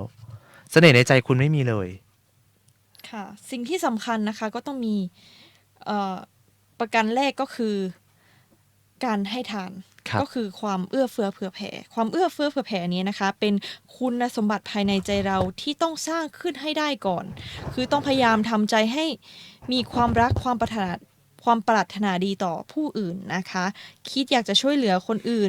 ทุกขณะทุกเวลาทุกสถานที่ถ้ามีโอกาสนะคะจากนั้นนะคะค่อยๆแสดงออกมาจากทางวาจาและก็ทางการกระทำทางกายเริ่มต้นตั้งแต่เรื่องพื้นๆธรรมดาในชีวิตประจำวันก็ได้ค่ะเช่นนะคะขึ้นรถเมล์เนี่ยเห็นคนแก่หรือว่าเด็กเนี่ยก็ลุกให้เขานั่งเนาะเหมือนในโฆษณาเลยใช่เหมือนในโฆษณาแบบเวลาเห็นแบบว่าเวลาเอาคนเข้ามาใช่แบบหน้าตาไม่ดีเลยอะแต่ปรากฏว่าพอเห็นคนแก่ปุ๊บช่วยถือของเดี๋ยวผมไปส่งนะครับเสน่ห์ออกมาเลยเล็กๆน้อยๆเนาะเสน่ห์ต่อให้คนนั้นหน้าตาไม่สวยไม่หล่อพอคำว่าน้ำใจสิ่งที่บางคนเห็นแล้วแบบอุ้ยเราคิดว่าไม่เป็นไรหรอกเดี๋ยวก็มีคนนั้นมาช่วยเดี๋ยวก็นั้นมาช่วยแต่ปรากฏว่าทุกคนคิดแบบนี้หมดไงครับเลยไม่มีใครช่วยสักทีฉะนั้นในเมื่อเราเห็นแบบนี้ปุ๊บเราเดินเข้าไปช่วยเลยต่อให้จะมีคนมาช่วยหลายคนก็จบถือว่าเราได้ช่วยแล้วอันนั้นก็จะเป็นในเรื่องที่มันโอเคมากแล้วอยากจะแบบว่าเฮ้ยทำเลยมันเป็นตัวอย่างที่ดีนะครับใช่หรือว่าเรากำลังขับรถแล้วก็มีน้ำใจให้ทางกับรถที่แบบเขาขอทางเนาะหยุดรถรอให้คนข้ามถนนไม่แซงไม่ตัดหน้าในที่ไม่สมควรนะคะครับก็นั่นแหละค่ะเขาถือว่าความเอื้อเฟื้อหรือความมีน้ำใจในเรื่องนี้นะคะตลอดจนถึงการแบ่งปันของกินของใช้ที่ตนมีให้แก่ผู้อื่นตามโอกาสนะคะก็เป็นเสน่ห์ในตัวที่ใครเห็นใครก็รักนะคะอยากคบค้าสมาคมด้วยนะคะคนเช่นนี้นะคะอยู่เขาก็ไว้ใจจากไปเขาก็คิดถึงใช่แบบคนเห็นแล้วปุ๊บอุ้ยเขามาอยู่ด้วยแค่เวลาสั้นๆน่ะแต่เรารู้สึกว่าเราอยู่กับคนนี้ตลอดเลยใช่ไหมเขาดูใจดีเนาะเขาดูแบบมีน้ำใจเขาดูฟังความคิดเห็นของเรานะเขาเหมือนเห็นแล้วเราเป็นคนสำคัญเลยแม้ว่าเราแบบว่าอายุน้อยกว่าอะไรต่างๆแต่เขาก็เห็นถึงความสำคัญเราแล้วก็คุยกับเราดูแลเราอย่างดีกลายเป็นแบบดีใจอะอยากให้เขามาอยู่ในชีวิตเราเลยบางคนใช่ไหมครับก็อันนี้นะครับมันเป็นเรื่องของเสน่ห์ที่เราพูดกันเอาไว้ว่าต่อให้คุณเนี่ยจะทำเสน่ห์นู่นนี่นั่นอะไรมาจะเป็นอะไรที่ดีหรือว่ายังไงก็เป็นให้มันเป็นในเรื่องของความเชื่อก็แล้วกันทำแล้วให้เรารู้สึกว่ามีความมั่นใจแต่ว่าอย่าถึงขั้นที่เราเรียกว่างมงายครับไปทำแบบโอ้ยนู่นนี่นั่นเขาบอกว่าทำแล้วนะแฟนรักแฟนหลงถ้าสุดท้ายเสน่ห์คุณไม่มีปากคุณไม่ดีนิสัยคุณไม่ดีอย่าว่าเลยเป็นใครก็อยู่ด้วยไม่ได้ใช่ค่ะสุดท้ายมันก็ต้องลาจากกันนั่นแหละครับมันก็เป็นเรื่องอะไรที่สินไม่เสมอกันคืออะไรล่ะครับสินไม่เสมอกันในที่นี้ก็คือการที่เราไม่เท่ากันนั่นเองในเรื่องของความดีความชั่วใช่ค่ะเราเลยอยู่ร่วมกันไม่ได้นะครับอันนี้ก็เป็นอีกเหตุหนึ่งอีกปัจจัยหนึ่งเหมือนกันที่เราบอกว่าในเมื่อเราเจอปัญหาแบบนี้วิธีการคิดเราสำคัญยิ่งกว่าเวลาเราทำงานกับคนแต่ละคนเนี่ยถ้าบางคนที่ความคิดลบตลอดชีวิตผมเคยเป็นนะดีเจปลองผมรู้สึกเลยว่าผมเสียดาย3-4-5 ปีที่ผ่านมาที่เราจะไม่มีเสน่ห์เลยจริงๆคุณดีเจเฟยก็มีเสน่ห์ในแบบของคุณดีเจเฟยนะคะแค่ความคิดตอนนั้นเราอาจจะยังไม่ได้เปลี่ยนเป็นผู้ใหญ่มันคือความคิดเด็กๆเนาะเชื่ออะไรแบบเด็กๆซึ่งมันถูกในช่วงนั้น แต่มันไม่ได้ถูกในระยะยาวใช่ไหมครับ ค่ะ อย่างเช่นเรื่องของการที่เราเนี่ยขาดความมั่นใจ อันนี้ไม่มีปัญหาแล้วแต่คนนะครับบางอย่างมันฝึกกันได้ อะไรต่างๆเนี่ยเราพอที่จะพัฒนาปรับปรุงเปลี่ยนแปลงมันไปได้ในวันที่เรามีอายุมากขึ้น แต่นี้ผมบอกไปเลยอยากจะบอกเอาไว้ให้กับคนที่กำลังฟังขับ Wednesday กันอยู่นะครับว่าไม่ต้องซีเรียสไม่ต้องกังวลอะไรเลยนะครับว่าในอนาคตจะเป็นยังไงตอนนี้เนี่ยเสน่ห์ที่สำคัญที่สุดเนี่ยมันจะพาไปให้กับชีวิตของ แต่ คุณ สิ่งดีๆเข้ามา ใช่อย่างเรื่องเวลาไปสัมภาษณ์งานเนี่ยเขารู้เลยว่าคุณเป็นคนความคิดยังไงดูจากตรงไหน ดูจากการที่คุณพูดออกมาจากปาก ใช่สิ่งที่เราพูดออกมา สิ่งที่เราพูดออกมาเลยอ่ะบางครั้งเราเห็นบางคนนะแบบแต่พอพูดแบบอะไรเนี่ยตกใจไม่คิดว่าเขาจะคิดขนาดนั้นนะครับ กลายเป็นแบบว่าเขาเนี่ยเสียในเรื่องของเสน่ห์ไปเลย ใช่ไหมครับที่เจปรองแล้วเสน่ห์ในหนังสือที่อยากจะแนะนำมีเสน่ห์อะไรที่แบบว่าขาดไม่ได้เลยไหมครับว่า ต้องเป็นการพูดนั่นแหละค่ะดี ใช่ เจ ไหม เค ครับ ย เพราะว่าบางครั้งเรานั่งอยู่เฉยๆเรานั่งอยู่เฉยๆเสน่ห์มันจะมาจากตรงไหน ใช่ เขาไม่มีทางรับรู้เหมือนเรานั่งกินข้าวเรานั่งกินข้าวอยู่เสน่ห์จะแบบมันคือการยิ้มมือนี้ ยิ้ม ขาห ก็ มู อาจจะเป็นเสน่ห์ภายนอก เป็นเสน่ห์ภายนอกแต่มันไม่ใช่อยู่ในภายในไงครับพอบางครั้งบางคนแบบดูเหมือนใจดีอย่างเงี้ยแต่ความจริงโอ้ยเกรี้ยวกราด ค่ะ เกรี้ยวกราดมากดุมากอย่างเงี้ยครับมันก็ไม่ใช่ในเรื่องของเสน่ห์ละมันเป็นในเรื่องของความน่ากลัวแล้วใช่ไหมครับที่เจ็บเรา ใช่ค่ะ ทีนี้เราก็เลยบอกว่าที่เรามานั่งพูดในทุกๆวันนี้แล้วเรารู้สึกว่าเราดีใจในทุกๆสัปดาห์เลยที่เราได้มาจัดบางสัปดาห์นะขอบอกก่อนเลยว่าบางครั้งเราเหนื่อยเราทำธุระอย่างอื่นมาเราทำงานใช่ไหมครับที่เจ็บเราไม่ไหวแต่เรามาจัดปุ๊บเราก็อยากมาจัดอยู่ดีอ่ะ ค่ะ มันเหมือนเป็นการที่เราเรียกว่าเสพติดแล้ว เราต้องให้เกียรติคนฟังด้วย ใช่เราให้เกียรติผู้ฟังเราด้วย แล้วที่สำคัญคือ เราให้เกียรติตัวเองด้วย ว่าการที่เราจะฝึกตัวเองเนี่ยให้มีธรรมะอยู่ในตัวนั้นเนี่ยเราจะต้องรับรู้แล้วก็ต้องเข้าใจ ใช่ ก่อนที่จะมา ค่ะ อธิบายและถ่ายทอด อย่างเรื่องบางเรื่องบางคนบอกโอ้ยฉันก็รู้แหละไม่ต้องมาอธิบายหรอกฉันน่ะเข้าใจหมดแล้วแต่ว่าเวลาทำไมทำไม่ได้ ค่ะ คุณอาจจะเข้าใจแต่ว่าทำไมคุณทำไม่ได้ พูดได้แต่มัน ทำไม่ ก็ ได้ ทำยากนะเอาจริง บางเรื่องผมบอกก่อนเลยว่ามันไม่ใช่เรื่องที่ง่าย แต่มันไม่ใช่เรื่องที่ยากมากจนเกินไปจนถึงเขาแบบ เราทำไม่ได้เลยอย่างเงี้ย มันเป็นเรื่องที่เราค่อยๆเกลาได้ ค่ะ ใช่ไหมครับ เหมือนกับมีร่างกายเราก็เปรียบเสมือนหินเราอาจจะมีเป็นสิ่งสกปรก ค่ะ เป็นหินอันนึงที่สกปรกมา แต่มันเจอน้ำเจอลมฟ้าอากาศ มันก็กร่อนลงไปเรื่อยๆฉะนั้นความชั่วอะไรที่มันอยู่ในใจของเราเนี่ย ถ้าเราเริ่มเอาธรรมะเข้ามาช่วยในการพัฒนาชีวิตของเรา มันก็เปรียบเสมือนการที่ตัวของเราเนี่ย เริ่มค่อยๆกล่อนสิ่งอะไรที่มันไม่ดีเริ่มค่อยกล่อนสลายออกไปแล้วจนมัน ค่ะ ไม่มีแล้วนะครับ มันก็ต้องใช้ในเรื่องของระยะเวลาในการรอผลของการกระทำนั้นๆนะครับ ทุกอย่างที่เรามาพูดกันในวันนี้เราบอกเลยว่าเราดีใจมากที่มาอธิบาย แล้วคิดว่าถ้าคุณได้รู้ก่อนหน้านี้นะคุณจะรู้สึกเลยว่าคุณไม่พลาด ใช่ค่ะ ใช่คุณจะไม่พลาดเลย คุณจะแบบอุ๊ยคุณตามทันนะ คุณตามทันอย่างแท้จริงเลย แล้วคุณไม่พลาดอะไรทั้งสิ้นเลย อันนี้แหละครับ มันเป็นในเรื่องที่เราเลยบอกว่าวันหนึ่งคุณท้อได้ คุณรู้สึกไม่มั่นใจ คุณไม่มั่นใจได้ แต่ถึงเวลาที่คุณต้องมั่นใจ คุณต้องดึงความสามารถของคุณกลับมาให้ได้ ค่ะ แต่ที่สำคัญดิฉันขอแนะนำว่า การที่เราจะแบบมีความคิดทัศนคติดีจิตใจดีเนี่ย ครับ การอ่าน สำ ก็ คัญที่สุด สำคัญการ สำคัญ อ่าน ไม่แพ้กันนะ การฟังคนที่เขาให้ธรรมะ หรือว่าฟังแรงบันดาลใจนี่ก็ถือว่าช่วยได้เหมือนกัน ถ้าสมมุติวันหนึ่งเรารู้สึกว่าเราทำบาปทำไม่ดีหรือว่ารู้สึกคิดลบ ดิฉันคิดว่าเข้าไปฟัง ใช่ ฟังนี้ก็ได้ ตอนแร ค่ะ กผมแบบอยากจะพูดจากใจเลย แต่ก่อนผมมองคุณชรบุรณหิรันอันนี้บอกเลยนะ ว่าเป็นเรื่องที่แบบดูเวอร์อ่ะดูไม่จริงอ่ะ คุณดูแบบคุณดูแต่งอ่ะ คุณดูแบบปรับคุณดูแบบว่าไม่ใช่ของจริง คุณดูแบบเหมือนเพื่อเขียนมาเป็นหนังสือก็เท่านั้นเอง แต่ในความเป็นจริงมันไม่ใช่นะ บางคนนิสัยเขาเป็นอย่างนั้นอยู่แล้ว แล้วเวลาการเขียนต่างๆมันเลยสื่อมาถึงการเขียนการพูดอะไรต่างๆ เราก็ได้รู้ว่าเฮ้ยคนนี้เนี่ยเป็นคนที่เยี่ยมมากเลยนะ ที่เขามีความคิดที่ดีขนาดนี้ ค่ะ แล้วเขาแบบชีวิตเขาถึงแบบประสบความสำเร็จไง ประสบความสำเร็จในที่นี้วัดด้วยตัวเงินไม่ได้ ค่ะ มันวัดได้จากตรงไหน มันวัดได้จากการที่เราสร้างประโยชน์อะไรให้กับสังคมบนโลกใบนี้ ใช่ บ้าง ค่ะ ใช่ไหมครับ อย่างคุณชรนะครับเขาสร้างอะไรให้กับคนที่ท้อบ้าง บางคนท้ออยากจะฆ่าตัวตาย แต่คุณคือคนคนหนึ่งที่เวลาไปพูดปุ๊บแล้วเขาแบบฉันไม่ฆ่าตัวตายแล้วชีวิตฉันสำคัญมากฉันจะสู้ต่อไปอ้าวเนี่ยคือคุณคือทำบุญดีๆนี่เองเลยนะครับ ใช่ค่ะ คุณได้ทำบุญแล้วคุณได้ช่วยเหลือคนจริงๆผมยอมรับเลยนะครับว่ามันเป็นเรื่องที่ดีมากๆฉะนั้นมันก็ได้บอกว่าเวลาคุณลบเมื่อไหร่คุณหาอะไรบวกๆมาให้ชีวิตคุณเลย ใช่ อย่าให้แบบชีวิตของคุณมันไปจมอยู่กับอดีตผมบอกเลยนะครับว่าอดีตมันก็คืออดีตแต่เรากลับไปตรงนั้นมันไม่ได้อยู่แล้วอะ ค่ะ เราไม่สามารถนั่งเครื่องนั่งย้อนกลับไป ในเวลานั้นเราแก้สถานการณ์เราแก้ไม่ได้นะครับ แต่เรารู้แค่ว่าแก้ยังไงให้ไม่เกิดผลที่มันแบบว่าจะต้องมาเกิดขึ้นในอนาคตของเรา ค่ะ อันนี้แหละครับเป็นจุดสำคัญที่สุด แล้วที่พวกเราเนี่ยเหลือเวลาอีกประมาณ6 นาทีนะครับเวลาผ่านไปเร็วมากดีเจปลอก ค่ะ แป๊บจะหมดเวลาแล้วนะครับตอนแรกเราก็แบบว่ามีอีกหลาย ๆ เรื่องที่เราอยากจะมาพูดด้วยกัน แล้วก็อยากจะมาประชาสัมพันธ์กันให้เข้าใจกันด้วยนะครับว่าแล้วตอนนี้นะครับก็สำหรับคนไหนที่มีสุขภาพร่างกายแข็งแรง หรือมีเลือดที่สะอาดนะครับแนะนำเลยอยากให้ไปบริจาคเลือดกัน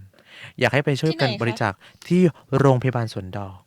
ไปสอบถามพยาบาลไปตรวจเลือดของคุณก่อนนะครับเพราะว่าแต่ละครั้งที่คุณจะบริจาคเลือดเนี่ยเขาก็ต้องเช็คด้วยว่าเลือดของคุณเนี่ยสะอาดไหม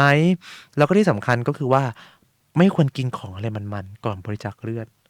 เพราะอะไรคะ เพราะว่า คุณ มันจะทำให้เลือดมันข้นมากกว่าปกติ มันมีไขมันมาจับตัว ฉะนั้นเวลาเราจะบริจาคเลือดมันดูดมาไม่ได้ ค่ะ นะครับก็วันนี้เราอยากมาบอกว่าการบริจาคเลือดเนี่ยมีอยู่2 กรณีนะครับมีอยู่2 แบบเลย แบบแรกคือการบริจาคเลือดแป๊บเดียวประมาณ 5-10 นาทีเสร็จแล้ว คือการเจาะปุ๊บแล้วเลือดก็ไหลออกมาจบกลับบ้านกับอีกอันหนึ่งที่ทางการแพทย์เรากำลังขาดอยู่ก็คือการบริจาคเกล็ดเลือด คุณรู้ไหมครับว่าตอนนั้นผมเริ่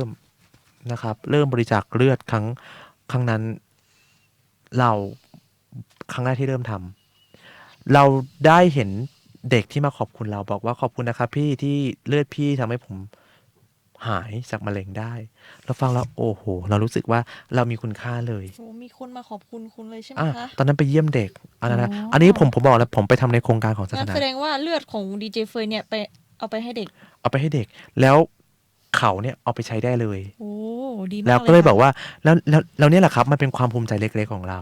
แล้วเราก็รู้สึกว่าการที่เรากำลังโตขึ้นเรื่อยๆเนี่ยผมเชื่อว่าดีเจปลองก็สามารถบางคนบอกว่าเลือดฉันไม่แข็งแรงฉันทำยังไงดีเราก็มีวิธีการอย่างอื่นในการดูแลสังคมนี้ช่วยเหลือ ไปทำอย่างอื่นก็ได้ ไปทำอย่างอื่นก็ได้นะครับ ค่ะ ไม่ใช่แบบฉันต้องบริจาคเลือดนะครับ มันไม่ใช่ มัน คุ ต้อ ณ งดูสภาพร่างกาย ดูสภาพร่างกายของคุณ ะ ด้วยว่าร่างกายคุณไหวไหมในการบริจาคเลือดนะครับ ใช่ ถ้าไม่ไหวคุณลองทำอะไรอย่างอื่นที่มันเป็นประโยชน์ให้กับโลกใบนี้บ้างนะครับ การที่เรามัวแต่วิพากษ์วิจารณ์คนอื่นไปเรื่อยๆเนี่ยมันไม่มีประโยชน์อะไรอาจจะมีประโยชน์ในการที่คุณเมาส์มอยอุ้ยเรื่องนี้สนุกจังเลย แต่ว่าหลังจากที่มันจบไปแล้วมันไม่ได้สร้างอะไรเปลี่ยนแปลงให้กับโลกใบนี้ แต่ถ้าเราอยากจะสร้างอะไรที่มันเปลี่ยนแปลงบนโลกใบนี้เนี่ยเราต้องเปลี่ยนแปลงตัวเองก่อน ค่ะ เปลี่ยนแปลงทัศนคติเปลี่ยนแปลงอะไรที่เราคิดว่ามันทำไม่ได้เนี่ยมันทำได้หมด ทุกอย่างสามารถเป็นไปได้หมดเลยนะครับดีเจปลอง ค่ะ เมื่ออย่างนั้นมันจะเกิดเครื่องบินมาได้ไง เมื่องั้นเราอยู่ดีๆจะมีไฟฟ้าขึ้นมาใช้ได้ยังไง ทุกอย่างมันเกิดจากสิ่งที่มันเป็นไปไม่ได้หมด แล้วเราเชื่อว่ามันเป็นไปได้ แล้วมันก็กลายมาเป็นไปได้จริง ๆ อย่างสมัยก่อนบางคนแบบว่า ไม่สามารถนั่งเครื่องบินได้นะ มีแต่นกเท่านั้นที่บินได้ยุคปัจจุบันนี้เครื่องบินมีเป็นร้อยเป็นหลายล้านลำเลยเป็น100 กว่าลำเลยเนี่ยใช่ไหมครับอยู่ประเทศไทยต่างประเทศต่างประเทศเยอะแยะมากมายนะครับฉะนั้นเราอย่าให้อะไรมาจำกัดของเรานะครับอย่าให้อะไรมาจำกัดขีดความสามารถของตัวเราเอง ซึ่งถ้าเรามีอะไรมาจำกัดขีดความสามารถของตัวเองแล้ว สิ่งที่จะเกิดขึ้นแล้วก็ตามมานั่นก็คือว่าเราเนี่ยจะขาดความมั่นใจไป แล้วเราขาดความมั่นใจไปปุ๊บเสน่ห์ที่มันอยู่ในตัวของเราเนี่ยจะถูกโดนกดทับไป กลืนไปหมดเลย โดนกลืนไปหมดเลยกลายเป็นไอ้นี่อะไรก็ไม่รู้เนี่ย ไม่มีเสน่ห์ไม่มีอะไรเลยนะครับ อันนี้ก็แบบว่าเราก็เลยเอามาพูดกันในวันนี้นะครับ ว่าเราเนี่ยสามารถสร้างเสน่ห์อะไรง่าย ๆ ก็คือเสน่ห์ที่แท้จริงนะครับ ไม่ใช่เสน่ห์ที่ออกมาจากทางหน้าตา ใช่ค่ะ รูปร่างผิวพรรณมันแค่เปลือก แต่คนที่จะมีความสวยและความงามและมีเสน่ห์ออกมาที่แท้จริงได้ คือคนที่มีจิตใจที่ดี คิดดีพูดดีทำดีนะครับ3 สิ่งนี้ทำให้คุณมีเสน่ห์ที่สวยงามมากกว่าสิ่งอื่นแล้ว ใช่ค่ะ ก็คือการทำความดีนี่เอง ใช่ครับสวยแบบคนมีศีล ใช่ สวยแบบหล่อแบบคนมีศีลสวยหล่อแบบคนที่มีศีลเป็นคนดี ถ้าเป็นคนที่มีความคิดดี มันก็ ออกมาดีค่ะ ทุกอย่างนะครับคนที่มีความคิดที่ดีอะไรจะออกมาดีหมด ใช่ และเขาจะ ค่ะ มีเสน่ห์ที่เปล่งประกายออกมาโดยที่เขาเนี่ยไม่รู้ตัว อาจจะรู้ตัวหรือเปล่า อาจจะรู้ตัวแล้ว คุณเจฟไฟรู้สึกว่าตัวเองมีเสน่ห์หรือเปล่า ไม่ คะ แต่ก่อนก็ไม่กล้าหลงนะ ฉันมีเสน่ห์เอ้ยเรามีเสน่ห์นะอย่างเงี้ยแล้วก็ไม่กล้าพูด มันดูตลกนะครับ ก็เราคิดว่าเราทำดีที่สุดในทุกขณะจิตของเราแล้วว่า วันนี้เราทำอะไรที่สิ่งที่เรายังไม่ได้ทำไหมเราทำหมดแล้วเรารู้สึกว่าหลังจากวันนี้เป็นต้นไปถ้าอะไรมันจะเกิดขึ้นเราไม่รู้สึกเสียดายแล้ว เรารู้สึกว่าเรามีความมั่นใจ เรามีเสน่ห์ในแบบของเราเอง ซึ่งถ้าคนอื่นเขารับไม่ได้เราก็ต้องขอโทษด้วยเพราะเราเปลี่ยนแปลงตรงนั้นไม่ได้นะครับเราเป็นอย่างนี้เรามีเสน่ห์แบบของเราแต่ถ้าบางอย่างที่เราพูดไม่ดีพูดไม่เพราะคุณสามารถสอนเราได้เตือนเราได้นี้เราก็ถือว่าเป็นการ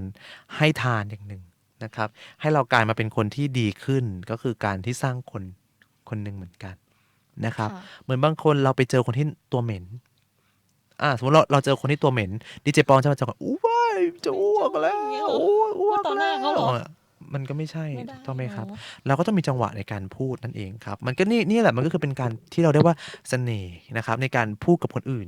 พูดยังไงให้เขารู้ว่าเราแบบหวังดีกับเขาเราไม่ได้ด่าเขาเลยนะเราจะบอกว่าเฮ้ยคุณแต่ก่อนฉันก็ไม่กินตัวนี่ลองใช้นี้ดูเฮ้ยอันนี้เวิร์กนะแค่นี้ดีเจปลองมันง่ายๆเองครับ แนะนำวิธี แนะนำวิธีเลยไม่ต้องไปพิมพ์โพสต์บางคนไปพิมพ์โพสต์โอ้ยเหม็นจังเลยโอ้ยอยู่ใกล้ๆอ่ะไปพูดเลยแต่บอกว่าพูดยังไงให้ดูมีเสน่ห์เท่านั้นเองพูดยังไงให้เราดูมี จริงๆการโพสต์อะไรในอะไรเนี่ยสถานะความคิดเห็นใน Facebook นี่คือแบบ มันแสดงให้เห็นเลยนะว่าคุณเป็นคนยังไงอะ ใช่ นะครับมันสำคัญจริงๆ บางครั้งเราเจอคนบางคนโอ้โหด่ามันทุกโลกด่ามันทุกอย่างเลยด่าบนโลกใบนี้ everything จริงๆเบลด่าหมดนะครับเราก็งงว่าแล้วความสุขของคุณล่ะ จ มี ริง ไหม ๆเราไม่ต้องไปลงกับโซเชียลก็ได้ ใช่ครับเราเอามาลงแบบอะไรที่มันอยู่ด้วยกันเนี่ยเราพูดตักเตือนกันได้ ใช่ เราอาจจะไม่กล้าพูดกับคนแปลกหน้าแต่เราจะเตือนดีๆเฮ้ยตอนนั้นผมไปกินตัวพี่เหนื่อยจากตรงไหนหรือเปล่าพี่นี่อันนี้ผมใช้อันนี้นะของแบรนด์นี้นะโอเคดีอยู่นะครับ มันอาจจะดูน่าอายตอนนิดนึงแต่มันก็เป็นคำพูดที่มันไม่ได้ทำร้าย เป็นสิ่งที่ดีเราก็ควรจะรู้เนาะ ใช่ครับแล้วมันไม่ทำร้ายจิตใจและที่สำคัญมันยังสร้างเสน่ห์ให้กับตัวคุณเองด้วยว่าเวลาคุณเจอสถานการณ์ที่มันไม่ดี คุณยังสามารถเอาเสน่ห์เอาความคิดดีๆของคุณเนี่ยไปบอกให้เขาได้รู้ด้วยซ้ำว่าคุณเนี่ยมีจิตใจที่หวังดีกับเขานะใช่วันนี้เวลาก็ผ่านไปเร็วมากเลยนะครับดีเจปอมวันนี้ก็2 ทุ่มแล้วนะครับพวกเราเนี่ยก็ต้องแบบว่าอยากจะฝากท่านผู้ชมเอาไว้อีกนิดนึงนะครับว่าอยากให้รักษาเรื่องสุขภาพด้วยอากาศตอนนี้มันฝนตกนะครับก็ถ้าบางคนตากฝนเนี่ยก็เน้นย้ำเลยนะครับว่าเมื่อไหร่กลับถึงหอปุ๊บรีบอาบน้ำใช่ครับแค่นี้เองร่างกายเราก็จะไม่มีปัญหาแล้วนะครับก็วันนี้นะครับพวกเราทั้ง2 คนนะครับดีเจเฟยนะครับแล้วก็ ดีเจปลองนะคะ วันนี้พวกเราก็ต้องขอลาไปก่อนนะครับก็ฝากไว้ในปิดท้ายเลยก็โปรดระลึกว่าเสน่ห์จะไม่หายถ้าผูกมัดไว้ด้วยคุณงามความดีค่ะครับวันนี้ก็ทิ้งท้ายกันเอาไว้นะครับแล้วก็มาพบกันใหม่นะครับในวันพุธหน้านะครับในเวลา 19:20 นะครับถึงเวลา 20:00 นตรงนะครับกับรายการครับ Wednesday ครับ ค่ะ วันนี้ก็ขอลาไปก่อนนะครับธรรมะสวัสดีครับสวัสดีค่ะ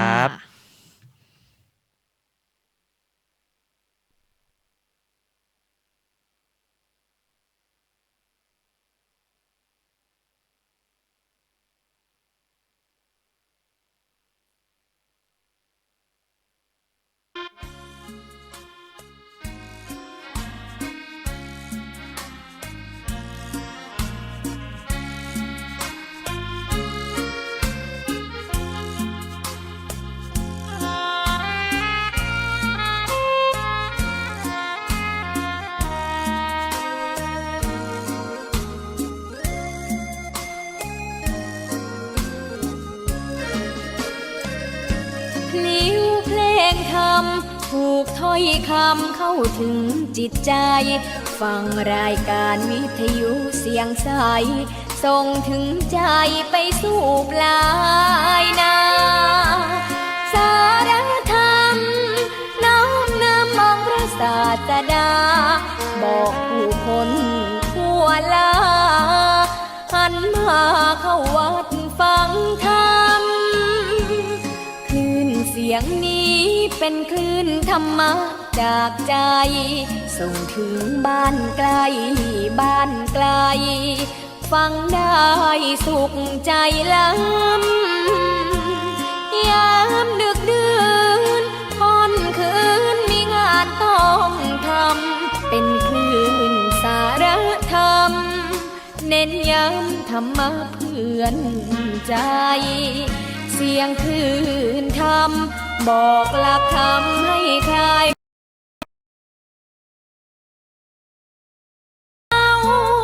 บอกเล่าถึงคนบ้านไกลสื่อธรรมะบอกลดละระหว่างด้วยใจ สื่อไปถึงสวงในเข้าใจหลักธรรมหลักดีลิ้วเพลงธรรมผูกสัมพันธ์จิตใจร่าเริงฟังสาระธรรมะบันเทิงรื่นเริงในชีวิต2,471 ยูนิตและมีการส่งโลหิตตรวจคัดกรองโลหิตเฉลี่ยปีละ 120,000 รายน้องพี่วันนี้วันดีวันเสาร์